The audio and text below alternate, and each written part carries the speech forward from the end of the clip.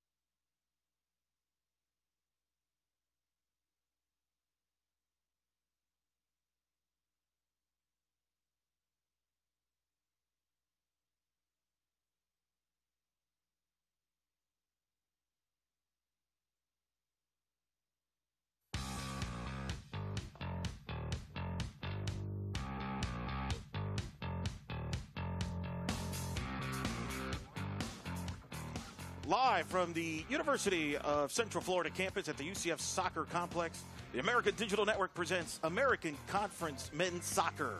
As today, the Temple Owls take on the UCF Knights in this critical American Conference matchup. And good afternoon, everyone. I'm Eric Lopez alongside Matt Stubbington. And Matt, we got a great matchup. 2 weeks to go in the regular season, and these two teams know this is a big match if they want to make it to the conference tournament. It absolutely is a big match. Both these teams have to get a result to try and get into the top four for the playoffs. It's a vital game for both squads. We should have a great afternoon of action. As you look at the standings for UCF, they must get a result. They need a win or a draw to stay alive to make the top four. A Temple win today, and the Owls would clinch a spot into the conference tournament in a couple of weeks. For the UCF Knights, Matt, it's a new era. Scott Calabrese in his first season has got them playing their best soccer. He certainly has at the right time of the year as well. Started off a little bit slow, this team, but as the season progressed and when their home season started, they came into form and have been doing a great job and have been unbeaten in the last 5. What's going to be the keys for the Knights to get the result they need to stay alive in the postseason? Well, they have to be ready to play. The Temple Owls have scored 2 goals in the first minute of action this season, so UCF Knights have to make sure that they're ready to go from the opening kickoff, and they also have to find balance in the scoring. Pasalo is such a goal getter for the Knights. He's going to get a lot of attention from the Owls. Of course, it's senior day, and one of their seniors is their key player in Matias Pisalo. Well, he is such a talent. 10 goals, 5 assists, as you can see, on the season. He finds ways to get into the box, even though he garners a lot of attention from the opposition. He has the calmness to finish his chances, but he also has that awareness that's needed from a good player to find teammates and get those all-important assists as well. For the Temple Owls, they've won 6 of their last 7, and they're led by a coach who's been there for a long time in David McWilliams. Well, he is also getting his team playing well at the right time as well. They have won 6 of 7. Coming into today's action, a really very veteran coach, and he's got his team doing the right thing at the right time. What's going to be the keys for the Owls to get the result they need to clinch a spot into the tournament? Well, they've got to contain Pasalo, but they also have to start fast. If they can get doing that and put UCF Knights on the back foot, then the Owls might be successful this afternoon. And they're going to be led by one of the best freshmen in the conference, in Alan Camacho Soto. Well, the current reigning American Rookie of the Week. He's coming into form. He's got 5 goals in the last few games. He's got 1 assist on the season also. He also has 2 game winners in conference play. So a very important player is the freshman for the Owls.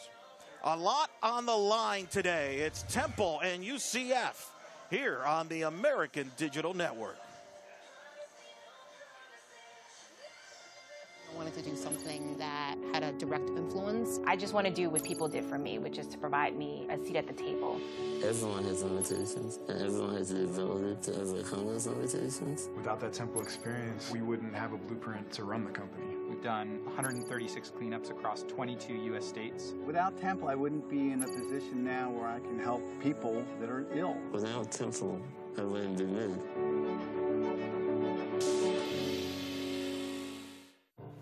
People say we're big.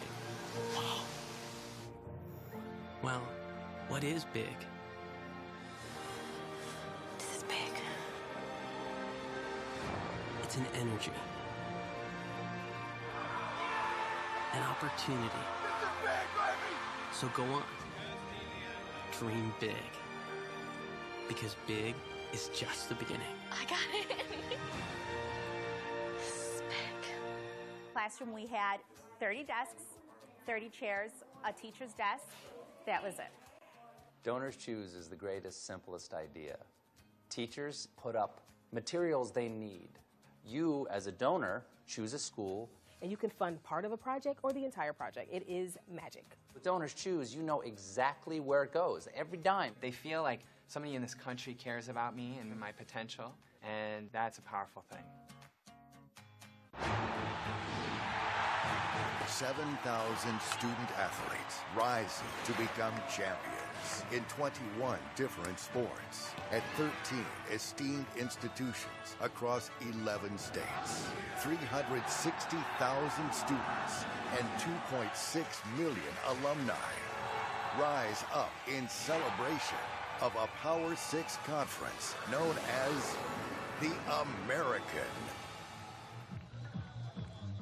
Welcome back to the American Digital Network. We're set to go in this pivotal American Conference men's soccer match.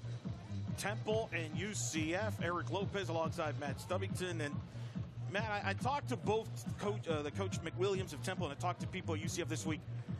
The cliches of, hey, it's just another game, really does not hold form here. Both sides are aware what's at stake here today. There's a lot at stake, particularly for UCF. They have to win to make sure that they stay alive in the race for the playoffs. So that puts a lot of pressure on this UCF night squad. It's also senior night as well. So there's a lot of emotion running through UCF players at this moment in time. They know what's on the line. They want to send their seniors off on the right foot. We're underway here, UCF, and they're all white, where Temple obviously in their all red colors. Of course, UCF needs a win or a draw to stay alive to qualify for the top 4 in the American Soccer Tournament. A Temple win today, and the Owls would clinch a berth into the conference tournament. It'll be interesting to see how both teams come out here. Both like to attack early and often, but you wonder, with so much at stake, could you see some tentative nerves maybe here from both sides? That'll become some of the things to look for here early. Well, for UCF, they are more of a possession-orientated team, so look for crisp passes. If they're a little bit nervous, those crisp passes won't be on, and also they'll make mistakes as they do at the halfway line there. The turnover there. There's Thibaut Candia comes up here for the Owls. Dynamics goal scorer. 6 goals this year with 1 assist, and now the turnover, and here come the Knights. Temple has the most shots in the conference as UCF now attacking. Passed down to the box, and it's cleared. And the Owls will get the ball and bring it back up. A lot of experience in the Temple midfield and in the back line. Where the youth comes in is in the forward spot for Temple. They've won 6 of their last 7, including 3 in a row, coming off a 3-1 win at Tulsa.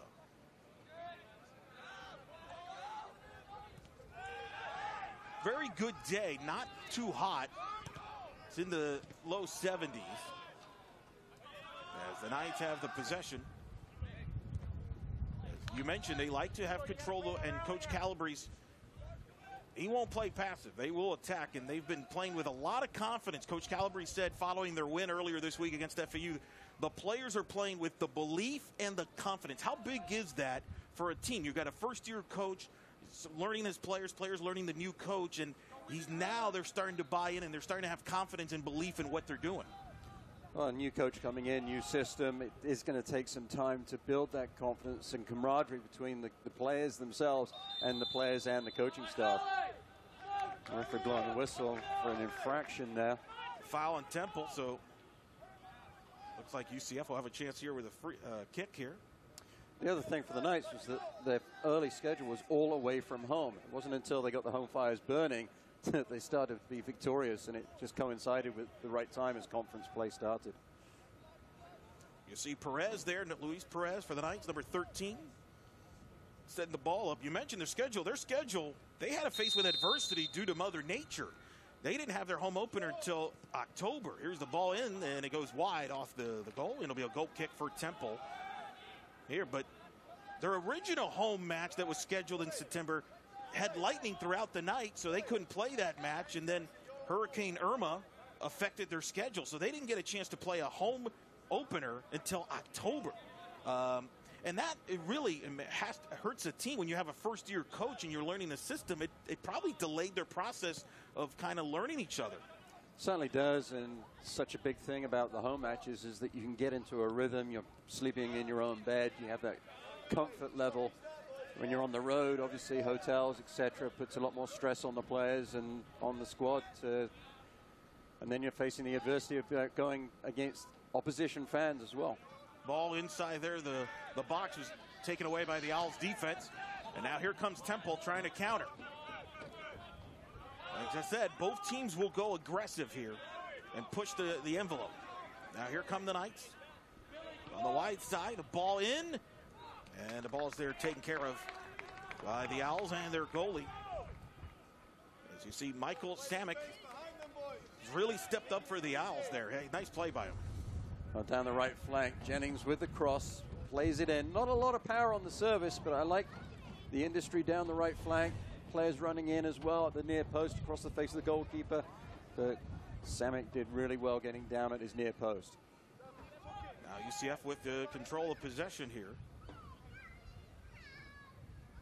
As you mentioned Jennings. Jennings has been the red-hot player for the Knights. Contributed with 5 points in their upset win in stores last Saturday against UConn. Here's a turnover. The Owls trying to take advantage, but the pass is a little too much on it. And so UCF regains possession here.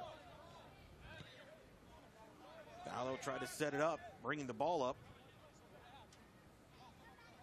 Certainly you always see when these two teams, of course, a feeling out process here, trying to get to know each other a little bit. How long do you think it takes here with teams filling out each other before they kind of go right at it and attack and go with the game plan?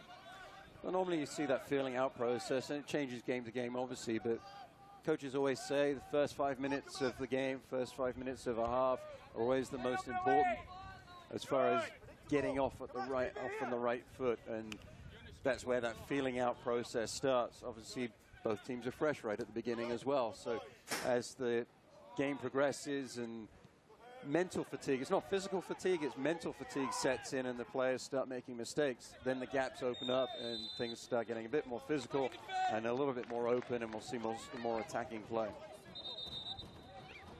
Whistle there. Knights will get the ball. As you see Coach McWilliams there for Temple. Been there a long time. Talk about success. Temple in 4 of the last 5 seasons have won 10 matches or more. They're currently at 8-6-1. Tremendous success. People may not be aware of that. You know, think of a Northeast school, but Temple has been so consistent. And David McWilliams, a former player, played professionally, played at the University of Philadelphia. As the Knights attacking here, no whistle there. They play on, trying to set up a chance here. Now they kind of kick it back out here and reset near midfield. 7 minutes gone by here in the first half. Underway here from Orlando. There's a set in the box, but offsides as the flag is up. A little eager there. As you see, Scott Calabrese in his first season, a proven winner, had coached at FIU prior to UCF. And in charge of leading this program, and has got them playing their best, unbeaten in their last 5 matches. Been playing very well, UCF.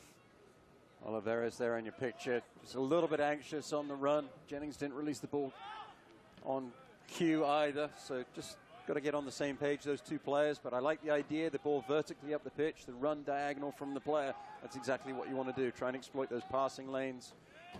Just didn't quite come off the Knights on that occasion. Temple now with possession. Had a chance to talk to Coach McWilliams as there's a turnover, and now UCF has the ball. Trying to set up their offense. These are two teams that are very eerily similar. Slow starts, implementing new players, dealing with some injuries, but peaking at the right time. And this is the time of year in soccer when you want to really be peaking in college soccer, because it's big matches from here on out. Both teams wanting to make it to the 14 conference tournament, which will be in 2 weeks. And again, Temple with a win today would lock up a spot. UCF with a win, they would control their own fate. They would go to Cincinnati next weekend. As you see, Thibaut Candia touch the ball there, and now the Knights will reset. Knowing the ramifications of this match, is that in the players' head as they're going, or do you think now that the match is underway, that's the furthest thing from their mind? Do you think it affects their play? It doesn't affect their play once the whistle goes, although it may affect their mental preparation before the game starts. And if they're a little bit tight because they are anxious because of what is on the line, then you might see that perpetuate in their performance. But these are all great athletes. They're very experienced. I would expect that they would be able to overcome that and put their best performance out, particularly for the UCF Knights, because they want to perform for their seniors. There's that emotion as well for them, and that is such an important aspect of these college programs. And the 4 years goes by very quickly, and they want to make the most of this moment so they send the seniors off on the right foot. Camacho there driving for the Owls, loses the ball. Now Temple regains it there with Herman Dernert, sends the ball up over the head and out of bounds. It'll be a goal kick for the Knights. And opportunity there for the Owls, but Herman Dernert there with an opportunity, the junior from Germany, one of the leaders on the team from the midfield for the Owls, try to create there, but a little too much on that ball. Poor execution on the shot. maybe caught between two minds, between the shot and the service. UCF going with the long ball there, but it was intercepted. And now the Owls have it near midfield. There's Thibaut Candia, the sophomore out of France, trying to create. Loses the ball. Good defense there by the Knights, and they regain the possession. And now the Knights pushing it on the far side. Don't have the numbers. We'll see if they kick it back here. And whistle. Ball looked like it went out of bounds, and it'll be over to Temple. Referee Gonzalez calls a free kick. Foul against UCF. Tug of the jersey indicated by the official. Interesting to see how the officials call it. Do they let them play? Do they kind of call some things early to set the tone? And I think players obviously can adapt to that and adjust to that as long as it's consistent. That's the important thing. When I referee, you always want to try and let the players play, but you do have to set the tone. The importance is that you are consistent in your decision making. There's nothing that drives a player and a coach nuts in making decisions inconsistently. See Temple with the ball here. Trying to set something up there. You saw Nick Sarver with the ball. Now Thibaut Candia getting a lot of attention, and that's not by accident, is it? With Thibaut Candia, of course, tremendous playmaker, and you saw a couple of nice defenders around him, and that could be the theme all day. Certainly will be. The advantage that Temple have is that this freshman Camacho Soto has also come into form. So there's two players up top for Temple that the UCF Knights have to be aware of. Now UCF trying to create. There's Jennings with the header. And Temple will get the ball there with Sarver. Did well to keep that one in bounds to Jennings. Tried to put it in a dangerous area, which he did do so, but Oliveras didn't read the anticipate the pass, wasn't able to run onto the ball and continue the attack for the Knights. Whistle there, and a little push there, and now the ball goes over to UCF. So both teams trying to feel each other out here in this important match. 2 weeks to go here in the regular season. The regular season, hard to believe, ends next weekend, and then the conference tournament will take place at the winner of the conference regular season champion, a 14 playoff, and that's up for grabs as we speak. SMU, USF, Connecticut, all in the mix to win the regular season title. SMU ranked 10th or 12th, depending on which soccer poll you check. They are in Tampa taking on the Bulls. That's a huge match with regular season title ramifications. And then Connecticut coming off the loss to UCF, looking to bounce back this weekend against Memphis. Now the Knights, who need a result to stay alive. If UCF gets a win today, they control their own destiny to make the conference tournament. And Jennings trying to push the ball in. Get turned over there and ball out of bounds.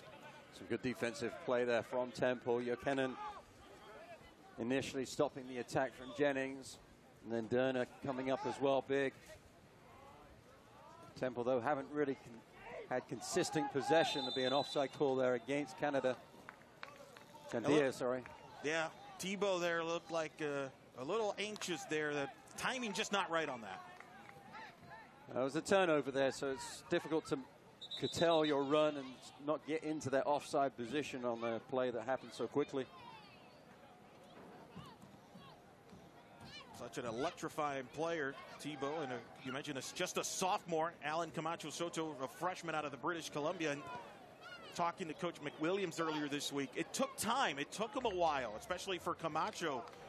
Missed some time and really had to adjust to the tempo of the game and the speed of the game in the college game. A lot of these guys, especially coming internationally, that's the biggest adjustment, not only adjusting to the country and the school, but the speed of the game. I think people get thrown off, and for some players, it takes them a while to get used to it. Well, you hear that in every sport. As you step up a level is that the speed of the game increases, and it takes a while to adjust and slow the game down to something that you can handle. And that does take time. Some freshmen adjust, obviously, more quickly than others. I think we could argue that Camacho Soto has done a really good job of adjusting. Offsides there. Ball over to Temple. But boy, yeah, he's adjusted in big time, and you're right, and it coincides with his great play, has coincided with his Temple turnaround and hot run here. Because you're right, it kind of takes some of the pressure off Tebow there. Now you got multiple options offensively. This was a Temple team that's got more balanced scoring this season than they've had the last couple of years. In the last couple of years, they were dependent on Jorge Gomez-Sanchez, who provided a lot of the scoring. Scored, I believe, 27 goals in the last 2 seasons. And so they needed to have contributions this year from other guys to kind of replace that, and they've done that. And that's one of the things that Coach McWilliams likes about this team. It's not dependent on one guy. And that's so important because it means that one guy, and you see it for the UCF, Salas is going to be the first name on anybody's scouting report, and it's testament to his skill as a player that he's still able to be successful, even though he is getting the attention from the opposition. But if you have 2-3 players that are capable of putting the ball in the back of the net and do so regularly, it means that the opposition has to step up and really be a little bit more conservative on their defensive game plan. Now the Owls with possession here. We played 16 minutes into the first half. No score. Glad you could join us on the American Digital Network. Eric Lopez alongside Matt Stubbington. Major ramifications in this match between the Knights and the Owls. Temple currently in 4th place in the conference standings. UCF 5th. UCF needs a result, a win or a draw to remain their possibilities of making the conference tournament. If Temple wins this match, they lock up a spot. There's Tebow Candia. Passing it over as the Owls trying to reset. Ball was a little too far there. They had Jokinen on the near sideline open. Could have kept that ball on this near sideline and kept the play going down into the attacking third. Chose to try and switch to the point of attack when able to do so successfully. And now the Knights have the ball back. Although a little bit of a misplay there for Van Tynen on the back line. Old Knights with the ball here. Rosenberg, the goalie, has really had a great, strong conference season for the Knights. Really a big part of kind of the adjustments under Scott Calabrese. Different guys stepping up, getting more confidence. As a turnover there. And here come the Owls trying to set something up. Long ball there, an opportunity here perhaps in the box. The shot and a save. Matt Rosenberg comes up big there for the Knights as the Owls there with Jonas Jokinen with a great opportunity. That was a nice opportunity. Look how Van Tynen tries to get back goal side. Does just enough in the end to force the errant shot from Jokinen. Good defensive play from the right back from UCF. That was from Jo Wartinen, a senior out of Finland. And a senior did great defense there against a fellow Finland play in Jonas Jokinen. The Knights reset here. So you got a couple of players from Finland on the field playing. People may be surprised. Of course, Finland no more for hockey. But they've produced some good soccer players. And both here are these programs taking advantage of it. Both squads have a very international influence on their team. Not a big surprise with, of course, the global game. But maybe some not realizing how many do play in the college game here in the States. As the Knights trying to get an opportunity here.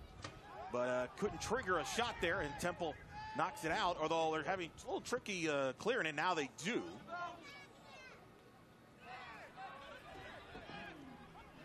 The Knights trying to get something going offensively here.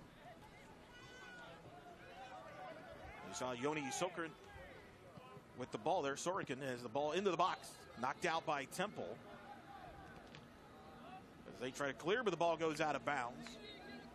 Here as we're approaching the 20-minute mark here, the first half. What's been your thoughts here so far, 20 minutes in between these two teams here? It hasn't been the cleanest game of soccer by any stretch. We've only seen one opportunity, clear-cut opportunity on frame. Neither team really getting good, consistent possession in the middle third. I'd like to see a little bit more rhythm from both squads, but that probably will come to fruition as the game progresses. Jokinen from Temple, the opportunity there, and he's upset with himself there. The ball goes out of bounds to UCF. You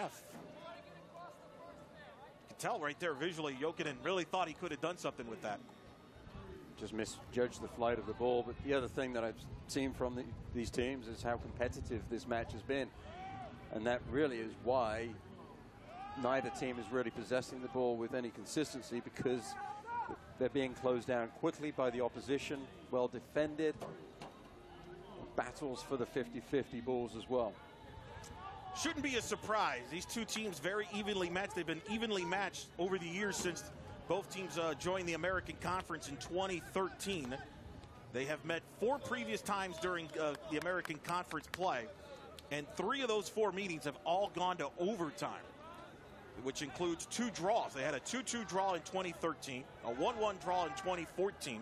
UCF won here in 2015, 3-1, and then last year's meeting up at Temple, the Owls won it 1-0 in the 94th minute on a goal by their big-time senior at the time there, Jorge Gomez-Sanchez. So these teams have played tight matches, so we shouldn't be surprised.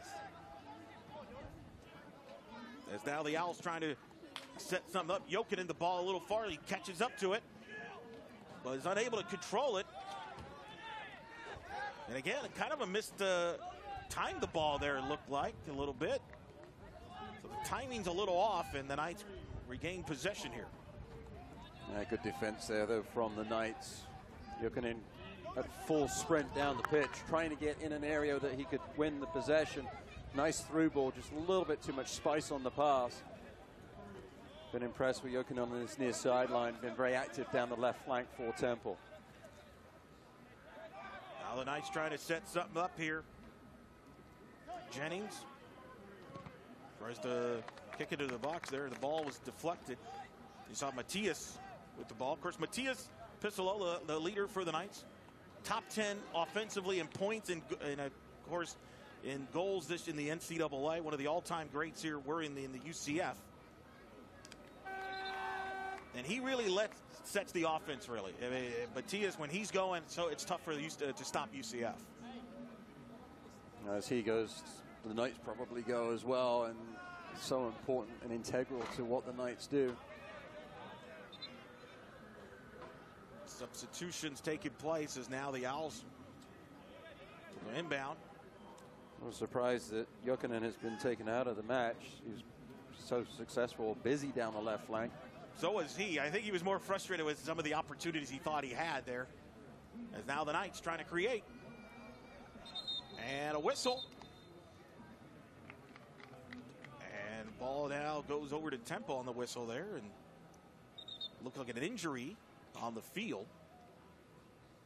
And they'll attend to the Temple player that's down.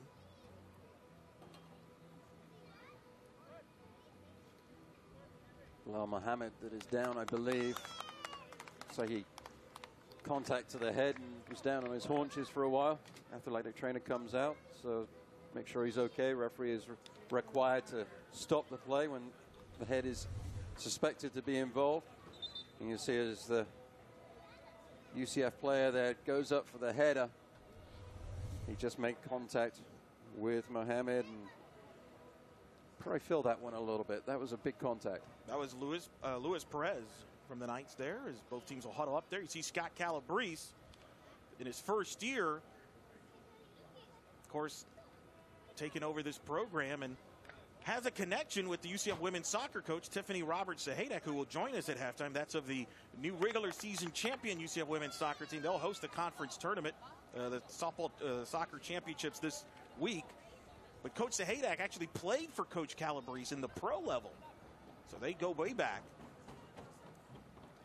A great connection there, and obviously she's been very successful with UCF since she came on board, and fantastic to see the success that the women's team has had. Tremendous tradition on this campus for the women's soccer program. They're currently ranked 7th in the country. They wrapped up their 3rd American Conference regular season title last night. They had a 1-1 draw with their rivals at USF. That's all they needed to clinch the regular season title. They will be the 1 seed and host this tournament starting on Wednesday, which you could watch right here on the American Digital Network. Quarterfinal matchups on Wednesday. Memphis and Connecticut is the 4-5 matchup. The winner of that one will play UCF. Cincinnati plays SMU. The winner of that one will play USF. UCF and USF get a bye into the semifinals on Friday. As you see the whistle there. And that's huge to host a conference championship. Don't have to travel. And, of course, UCF ranked 7th in the country. not only playing for a conference tournament championship this upcoming week, but trying to get a high seed in the women's soccer NCAA tournament, which is a couple of weeks away, with the College Cup being right here at Orlando. So lots of storylines with Orlando and UCF women's soccer. And Scott Calabrese looking to lead the men's soccer program to the similar success that the women's soccer program has had, as we have a Knights player down here. Thibaut Candia coming back to try and win the ball. Oliveira as well came back defensively, and the hand of Thibaut went up to the head, and the referee gives a yellow card to the Temple player. Great work there from Oliveira to get back as a forward defensively. Aggressive touch from Thibaut to try and get into the attacking third, and then trying to get around Oliveira's. Probably a little bit of frustration that the opportunity was taken away from Candia. And the hand goes up, and quite rightly, the referee brings out the yellow. Knights go with a long ball, but too long, and Michael Samick will play it for the Owls, the goalie. As Temple will reset. Scott Calabrese talked about, with the success of the women's soccer program, there's added pressure on the men's soccer side to kind of keep up. I mean, you're talking about a program in UCF women's soccer that created arguably the greatest women's soccer player, Michelle Akers. They're a perennial NCAA tournament team, and that's kind of been the challenge with the men's soccer program, although they've started to develop great players that have gone on to play in the MLS. As we'll talk about, as the Knights trying to set up here. But they lose the ball in a turnover, as here comes the Owls trying to counter. Looking to attack here as UCF, though, takes over their good defense there. The UCF over the years have developed great players to get into the MLS. Sean Johnson, a goalie. Haji Berry, who's playing in Orlando City, to name a couple. Warren Cravell, which is a big boost, but UCF hasn't made the NCAA tournament in men's soccer since 2011. And Coach Calabrese trying to change that. He was successful doing that at FIU, and they're hoping he could do that here. Well, it's a great facility. Again, as you said, a lot of history in soccer on this campus, and a successful coach. There's no reason why that should not come to fruition. But it's so great now for these players, and we're looking at the players on senior day now that there is the MLS, the USL, and other leagues as well in this country, that these players have somewhere to go beyond their college level rather than having to just be satisfied with playing their college game and then going on and seeing if they can pick up a game in the park on a Sunday morning. Now they have somewhere that they can go and fulfill their ambitions. Owls with the ball here. Under 20 to go here in the first half. Still scoreless. Reminder, at halftime, we'll be joined by UCF women's soccer coach Tiffany Roberts-Ahedek, the regular season champion Knights. We'll talk a little bit about our team and, of course, the upcoming women's soccer championships at the half. And this, and then, of course, as the Knights here trying to set up here, Matias lost the grip of the ball there, and the Owls take over. Great defense there from Saba to come back from the blind side to just nip the ball off of the foot of Paella so beautifully there. Never gave up on the play. Now the Owls with the ball. Trying to create something, but again, good defense there by UCF. Both defenses have been really on target so far. They've been in position, and at times, to me, Matt, has kind of frustrated maybe some of the offensive players there at times. I've seen some frustration on both sides, I think, with the way the defensive players have played them and being in position. Well, both squads are keeping their back line of four pretty much intact. They're only sending the outside back forwards on occasion. And generally down this near sideline, you see Vartainen trying to get into the attacking half for UCF. Before he was substituted out, Jokinen was flying down the left wing for Temple. But other than that, the back four have been pretty much intact for both squads, and that is what's frustrating the midfielders and forwards, trying to get into their attacking third and find a passing lane to exploit. Now the Owls try to see what they can come up with here. Brandon Creed, you saw there near the ball. Now he steps away. Then we'll defer to Fulalulu. on this free kick opportunity for the Owls.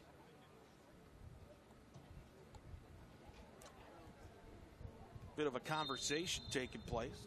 Now here's the kick into the box. Going to try to deflect it. Ball not cleared yet. Temple looking to get it to the goal, but now the ball is cleared. There's a chase of the ball and a whistle. And see what they called there. As you saw UCF there, Jennings involved on the play, and ball goes over to Temple. Looked like they called the foul on Jennings there. So now the Owls with another opportunity on the free kick. Collision between the players. Jennings adjudged to have infracted on the play, infringed on the play, and there's a great opportunity for Temple. Lovely angle for the service. Bend this in from the top of the 6 in towards the far post. That's what he tries to do. The ball in the box, and it's cleared. Now the Owls, though. Herman Derner gets the ball. Passes it up. Here's the Owls reset. Trying to get near the box. And the ball goes out of bounds. Wasted set piece there from Temple. Not a good service at all from Latolo. You've got to get that ball up and over the first defender. He never got anything on it that he wanted to. If you can bend that one into the far post, the goalkeeper can't come on to it. The players, your attackers, can run diagonally across the face of the goalkeeper to either win the cross or distract the keeper. I've seen it time and time again. A well-placed ball with enough bend on it, enough pace on it, will go into the goal untouched. And so now the Knights, Matt Rosenberg, will set to kick here. He's 3-1-1 with a .70 goals against coming in. Done a great job there. Played well in conference play. Big part of this Knights 5-match unbeaten. Coming off a 3-0 win against FAU in non-conference play on Tuesday. And, of course, knocking off UConn 3-2 up in Stores last Saturday night. Now the Owls here threatening, trying to create. But again, up ball outside. Right now, Temple getting a little bit more of the play here on their this side here, but can they get that opportunity, that clean look? Some substitutions made by Coach McWilliams, maybe some tactical changes, or at least instructions that have helped his team be a little bit more successful. Throw into the box. It's headed and cleared out. And now the Knights will reset here. You see Jennings coming off a 5-point performance in that victory against UConn. UConn had not given up a goal in conference play coming into that match, and UCF jumped on him quickly and scored 3 on him. An impressive win by Coach Calabrese. Second time this season they got a result against a ranked team. Earlier this year in Morgantown, UCF got a draw against West Virginia, was ranked in the top 20 at the time. And UCF actually had to stay in Morgantown a little longer than they thought, because that was right around the time that Hurricane Irma was coming through Florida.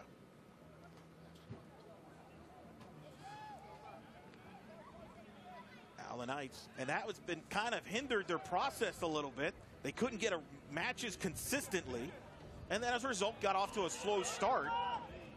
But they have kind of turned it on here recently, playing with more belief and more confidence in what Coach Calabrese said. Having your travel plans disrupted like that, and then so many games gone from the schedule, it completely just shreds your practice schedule, your timing of the season. And it did take a little bit of time for UCF to recover from that. It's been impressive how they and essentially every team in Florida have been able to deal with that adversity. Obviously, it's not the adversity of your house blowing away, but in the sporting sense, it is some adversity, and they've dealt with it well and recovered, and for the most part, they've been successful. Well, and people know, I mean, athletes, no matter what the level is, are creatures of habit and routines. And when you have things beyond your control that disrupt that, it does affect the team. And so shouldn't be a surprise that UCF have to cut off to that slow start with all the disruptions they had to go. But now you've noticed they've gotten a routine and they've started to know each other, as Coach Calabrese said, and knowing what each person is about and knowing what they can do on the pitch. As Temple kicks it into the goal there, but nothing doing. Needed a diagonal run across the face of the goalkeeper. Obviously, the cross didn't have enough pace on it to trouble the goalkeeper. UCF with the ball, and I talked to Coach McWilliams about that, in fact, this week. He thinks the season's too short in men's soccer. He's actually for extending the season, as the Knights here with an opportunity, tried a shot, and it was deflected. As Temple tries to regain possession, and they do there. A sneaky opportunity there for the Knights. And now Temple trying to respond.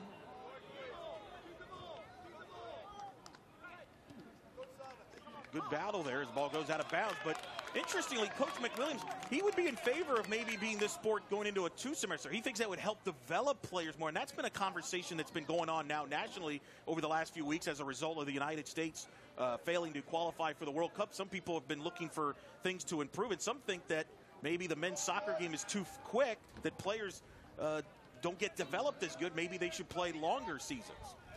Well, you think about these athletes, they're being asked to play 2 games a weekend or in a week's time. So it's very difficult to, one, get the practice that is needed consistently to keep improving. You are limited in the amount of contact you have as a coach with the players as far as preseason is concerned, so that affects the development. Then you go into the 2-game schedule each week. That physically puts a lot of stress on the players. So yes, certainly if you could extend the game over 2 semesters, I think it would benefit soccer on both the men and the women's side. It was very interesting comments from when I talked to Coach McWilliams about it. Very open about it. UCF here with a free kick, trying to set something up. Ball into the box. The header is wide and out of bounds.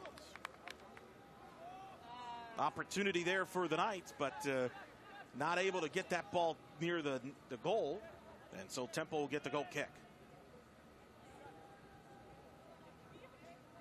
First real opportunity there for the Knights, though, to threaten it in a while. It seemed like Temple, for the last 10 minutes or so, have kind of controlled play with opportunities there. UCF had their maybe best opportunity they've had here in about 10, 15 minutes.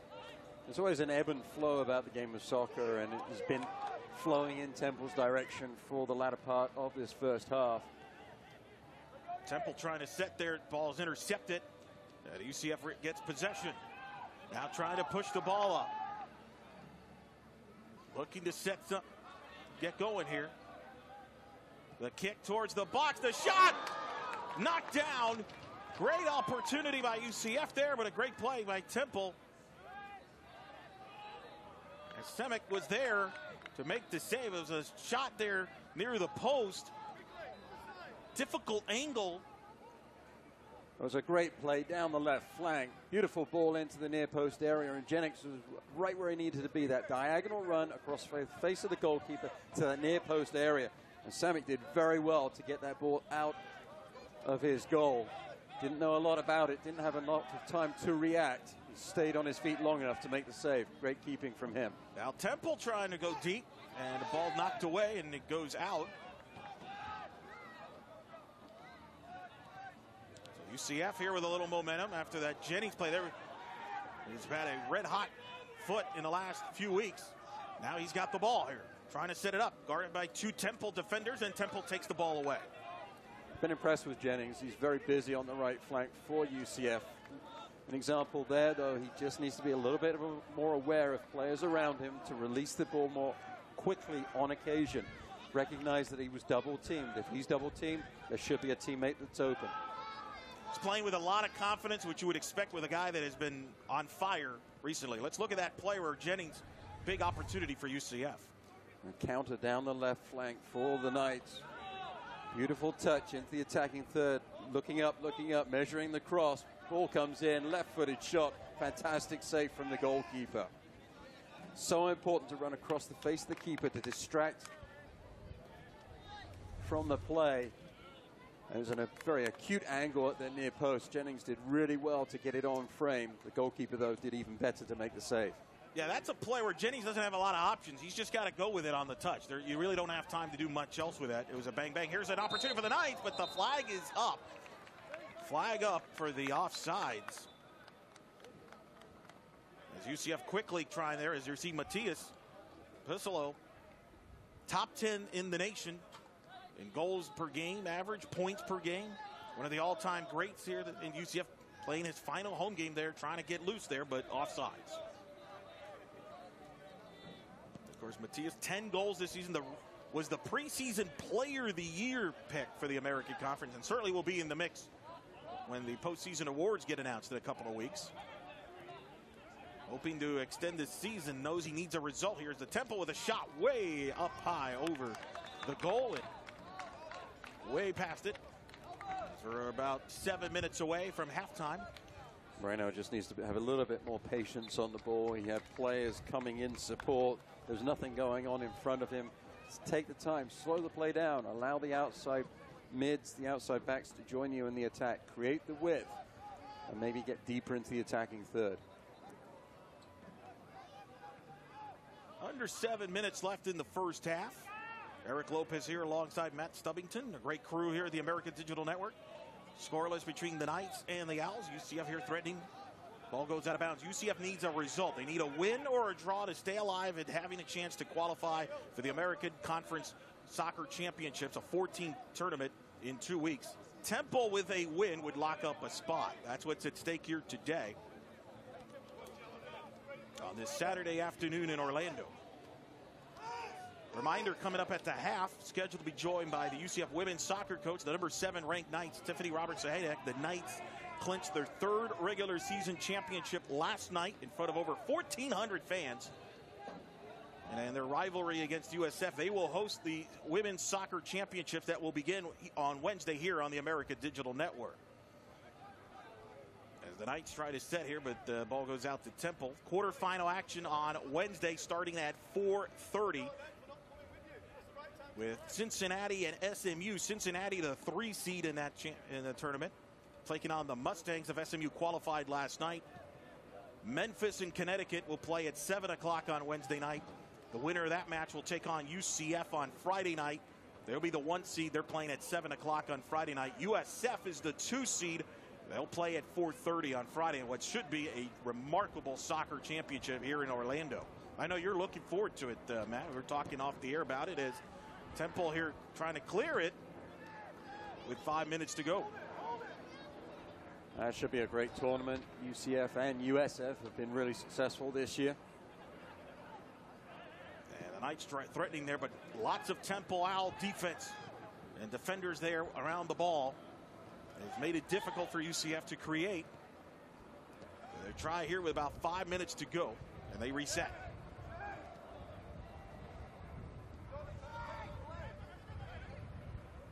Should be interesting how both Scott Calabrese and McWilliams feel about how this first half has gone.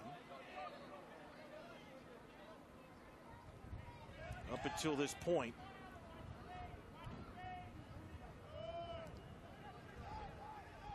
UCF now trying to control the possession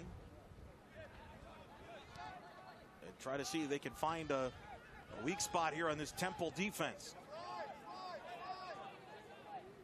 Good shape there from Temple defensively. UCF not very industrious in their runs up top. Passing lanes have been closed down by the Owls. The whistle, and ball will go over to Temple. They call a foul, UCF. Oliveros throws his hands up. Pleading his innocence. It's a little hard to do so when you put your chest in the back of the player and he goes to the dirt like that. See the Temple player tied his shoe there. Devin Fullalulu, the senior out of France. They're under 4 minutes to go here in the first half. In this scoreless match between the Owls and the Knights. Part of a busy weekend on campus here at UCF. I mentioned they had the women's soccer match last night. Over 1,400 in attendance. They had a women's volleyball match where UCF hosted the top team in volleyball, Wichita State, which is ranked 21st in the country. And, of course, later today, UCF football ranked 17th in the country, hosting Austin Peay. So a lot of people on campus going on. It creates a fun environment. In fact, if you see on your screen on that right side, you saw some of the football players walking from their indoor practice facility heading towards the stadium.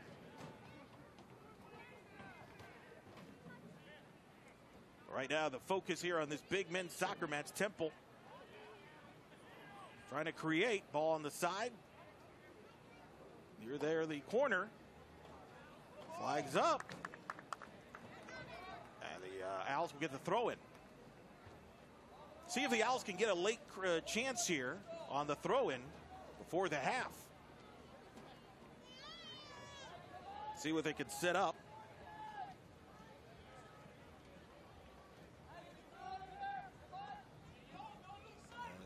Toss into the box, headed out by the UCF defender. The shot knocked down by a UCF defender, and the ball is cleared. A lot of traffic in there, and the ball couldn't get through. And now Temple with the ball. And Rosenberg's breathing a sigh of relief. Yeah. He wouldn't have seen that ball until very late. There was so many bodies in front of him.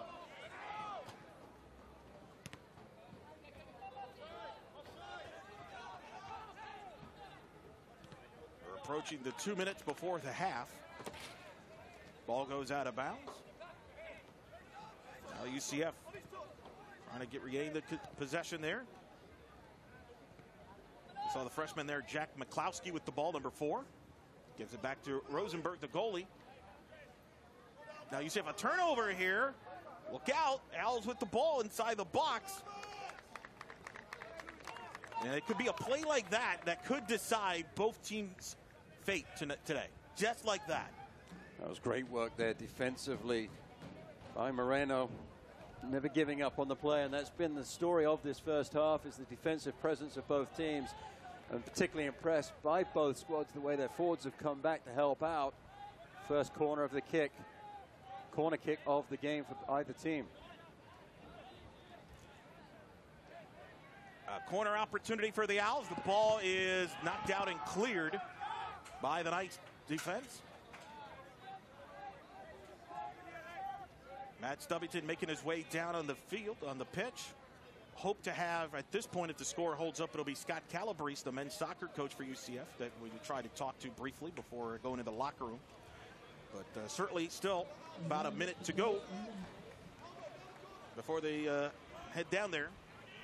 And then again at halftime, we'll be joined by Tiffany Roberts-Sahedek, the regular season champion Knights. We'll be hosting the women's soccer championship. We'll talk about that at the half. That's coming up here on the American Digital Network. As UCF now with the possession. See if they can try to get something going against this Temple defense here before the half. Up the middle there. Under 30 seconds. This might be the last opportunity for either side. They're looking for Matias there, but unable to get the ball to him there. Turnover. Here come the Owls trying to counter. Muhammad with the ball. There's under 10 seconds. Temple trying to get one last shot in. The shot was blocked. And the UCF will have it, and they will hold on to the ball, and that will do it for the first half. Both teams felt in a must-win situation for UCF, or at least get a result to keep their chances alive for the conference championship. Temple needs a win to clinch a spot into the soccer championships, and both teams filling each other out, and it's a scoreless draw. Very well defended match for both sides. And as a result, a scoreless first half. No real clean opportunities. Jennings had that great opportunity with a few minutes back. Really the best opportunity for UCF. Temple's had a couple of corners that did not materialize. And so as a result, it's a scoreless first half. As I hope to be joined by one of the coaches here coming here before the half in this big match. Again, Temple, winners of 3 in a row, 6 of their last 7. knows they need a win to lock up a spot in the soccer championships. Men's soccer they just want a result to keep their hopes.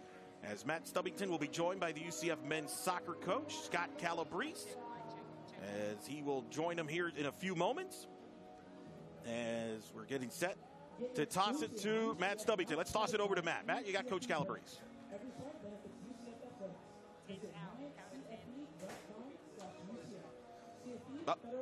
All right, now we'll join now. We got Matt Stubbington with Coach Calabrese. Joined now by Coach Calabrese. How are you happy with the first half? It's been an interesting game to watch. Well, I think the first half has been competitive. It's been difficult for us to break Temple down. They're a well-organized team, and that's one of the things. Looking at going into the second half, how are we gonna create our chances, and how are we gonna break them down? And that's something that we're gonna have to address. It seems like you've had some success with Jennings on the right. How do you balance that on the left? Well, I think one of the things, when you look at Temple, they invite you to play into the wings, and then they close down in and around those areas. Jennings has done well by coming inside and finding midfield players. We haven't had that same success on the other side, and so we really have to make sure that we're able to attack both sides. Hata, who was playing on the left, is dangerous, but he has to recognize when he's outnumbered and when the space is closed down and find the open option quicker. And defensively, I think both teams have been playing really well. Are you satisfied with what you're seeing from your entire team defensively?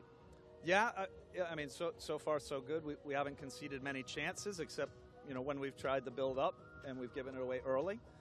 In the build, it's dangerous, but we have to be cleaner when we come out of the back with it, so that we don't concede those kind of opportunities, because those are pretty risky. But we still need to build out of the back, so it kind of comes with the territory. Thank you for your time, Coach. Good luck the second half. Thank you. Thanks, Coach Calabrese. We're there with Matt Stubbington. We're at the half here from Orlando. Still scoreless between the Owls and the Knights. When we come back, hope to be joined by the UCF women's soccer coach, Tiffany Roberts-Ahedek.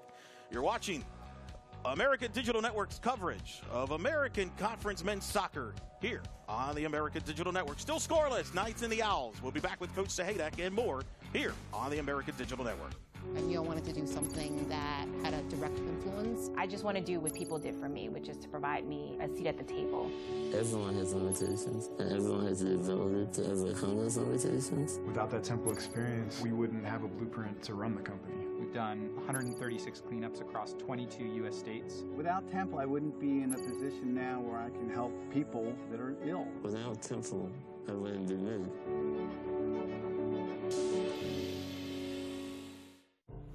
People say we're big. Wow. Well, what is big? This is big. It's an energy.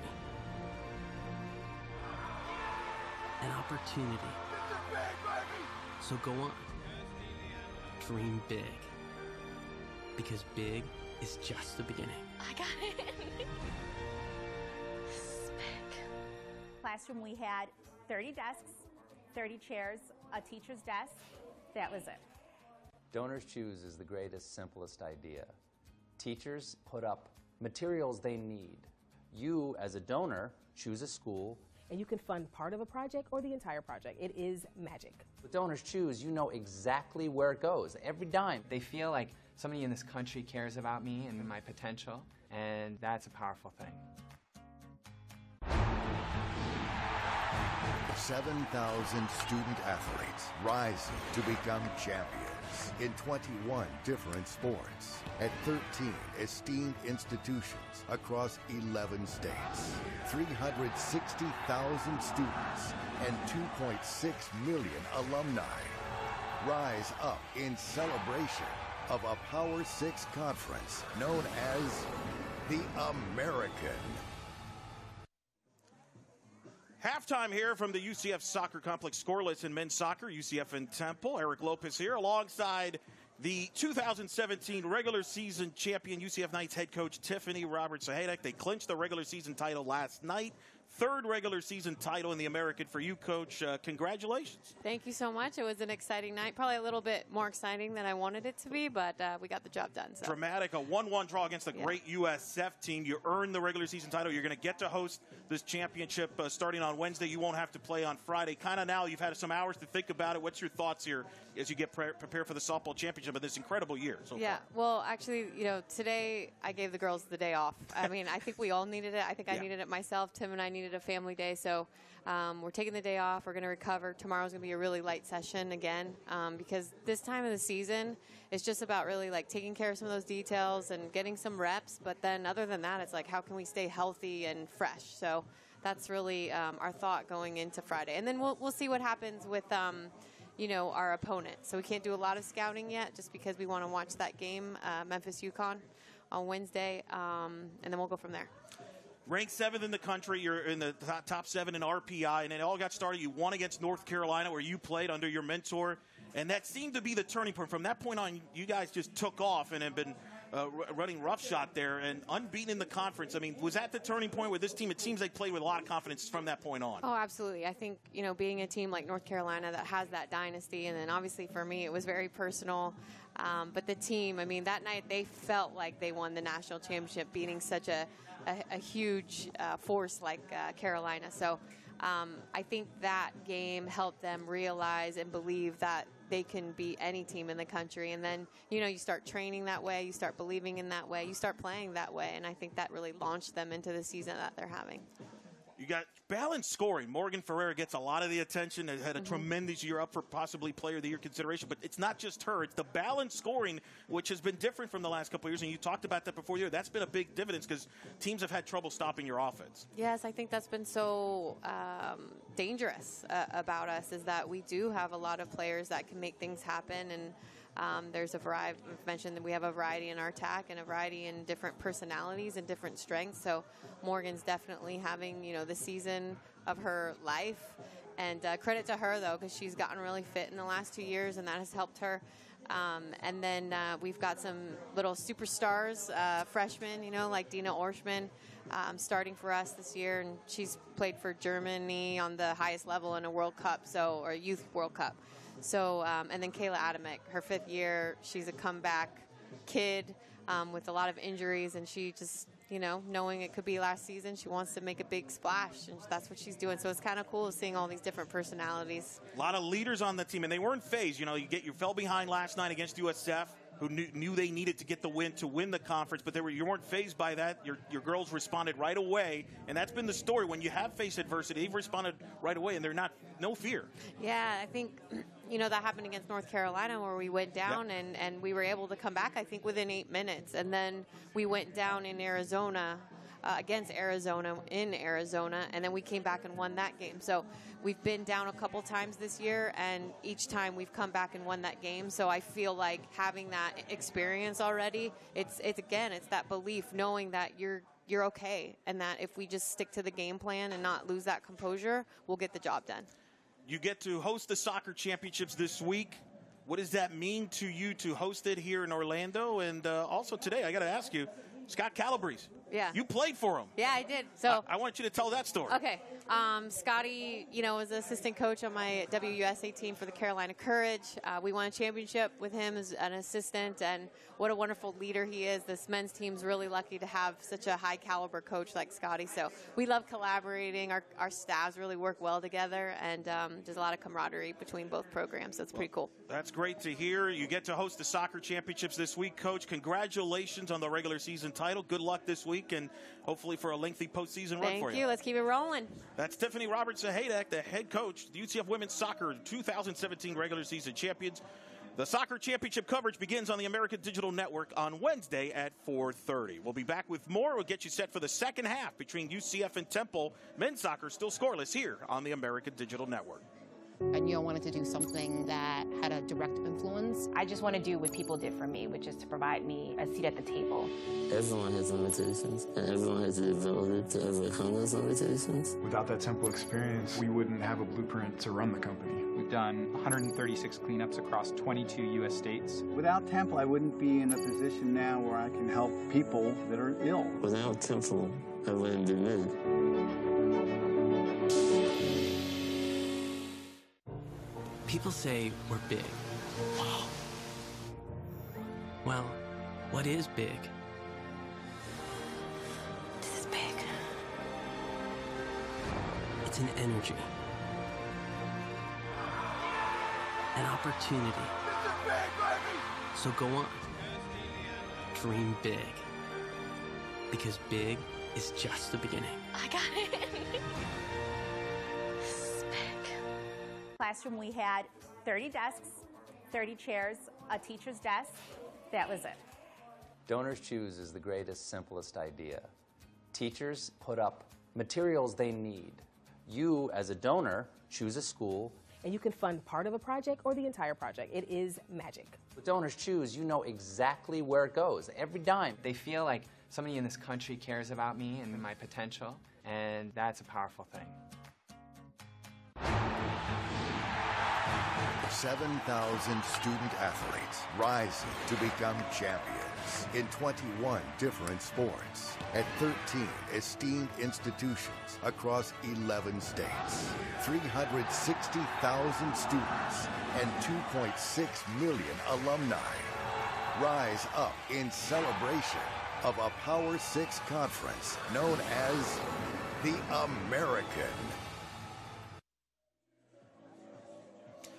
Welcome back here. Let's look at the halftime stats. The Owls and the Knights, pretty even first half, as you can see. Shots even at 4, shots on goal 1. Temple had that one corner, and of course they had that yellow card that was called earlier, but pretty even match. Neither team were able to really get too many opportunities. More of a defensive match than maybe we anticipated. Two teams that like to be aggressive, but both teams have been solid defensively. UCF had a chance with Jennings near the post there where Semming got the save.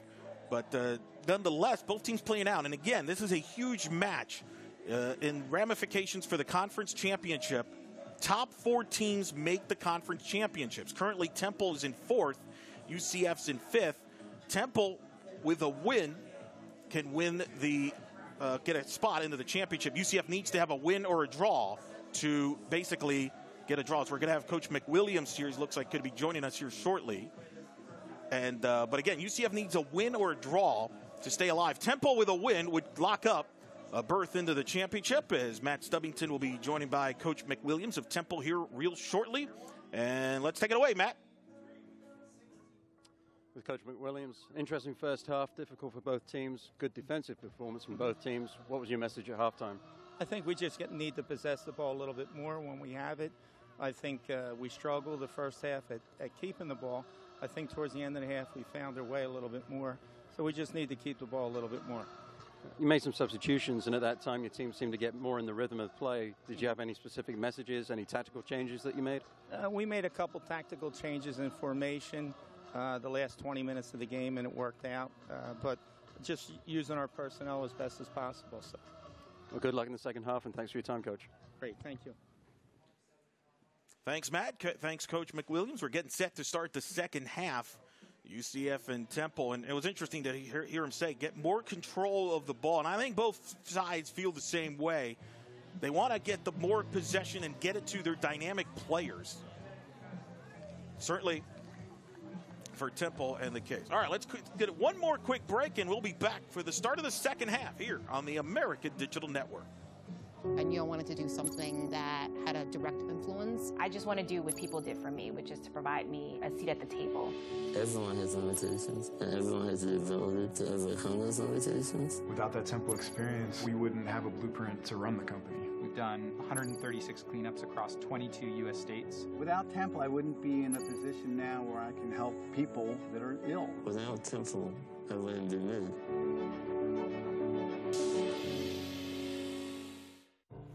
People say we're big. Well, what is big? This is big. It's an energy, an opportunity. This is big, baby! So go on. Dream big. Because big is just the beginning. I got it. This is big. Classroom, we had 30 desks, 30 chairs, a teacher's desk. That was it. Donors Choose is the greatest, simplest idea. Teachers put up materials they need. You, as a donor, choose a school. And you can fund part of a project or the entire project. It is magic. With Donors Choose, you know exactly where it goes, every dime. They feel like somebody in this country cares about me and my potential, and that's a powerful thing. And welcome back. We're set to start the second half here from Orlando. Eric Lopez here alongside Matt Stubbington and our great crew at the American Digital Network. Second half, Owls and Knights scoreless. First half, lots on the line. Ramifications in the postseason as we're set to go with Temple with the ball. And Matt, you had a chance to talk to both coaches. Kind of your thoughts now as we get started here in the second half.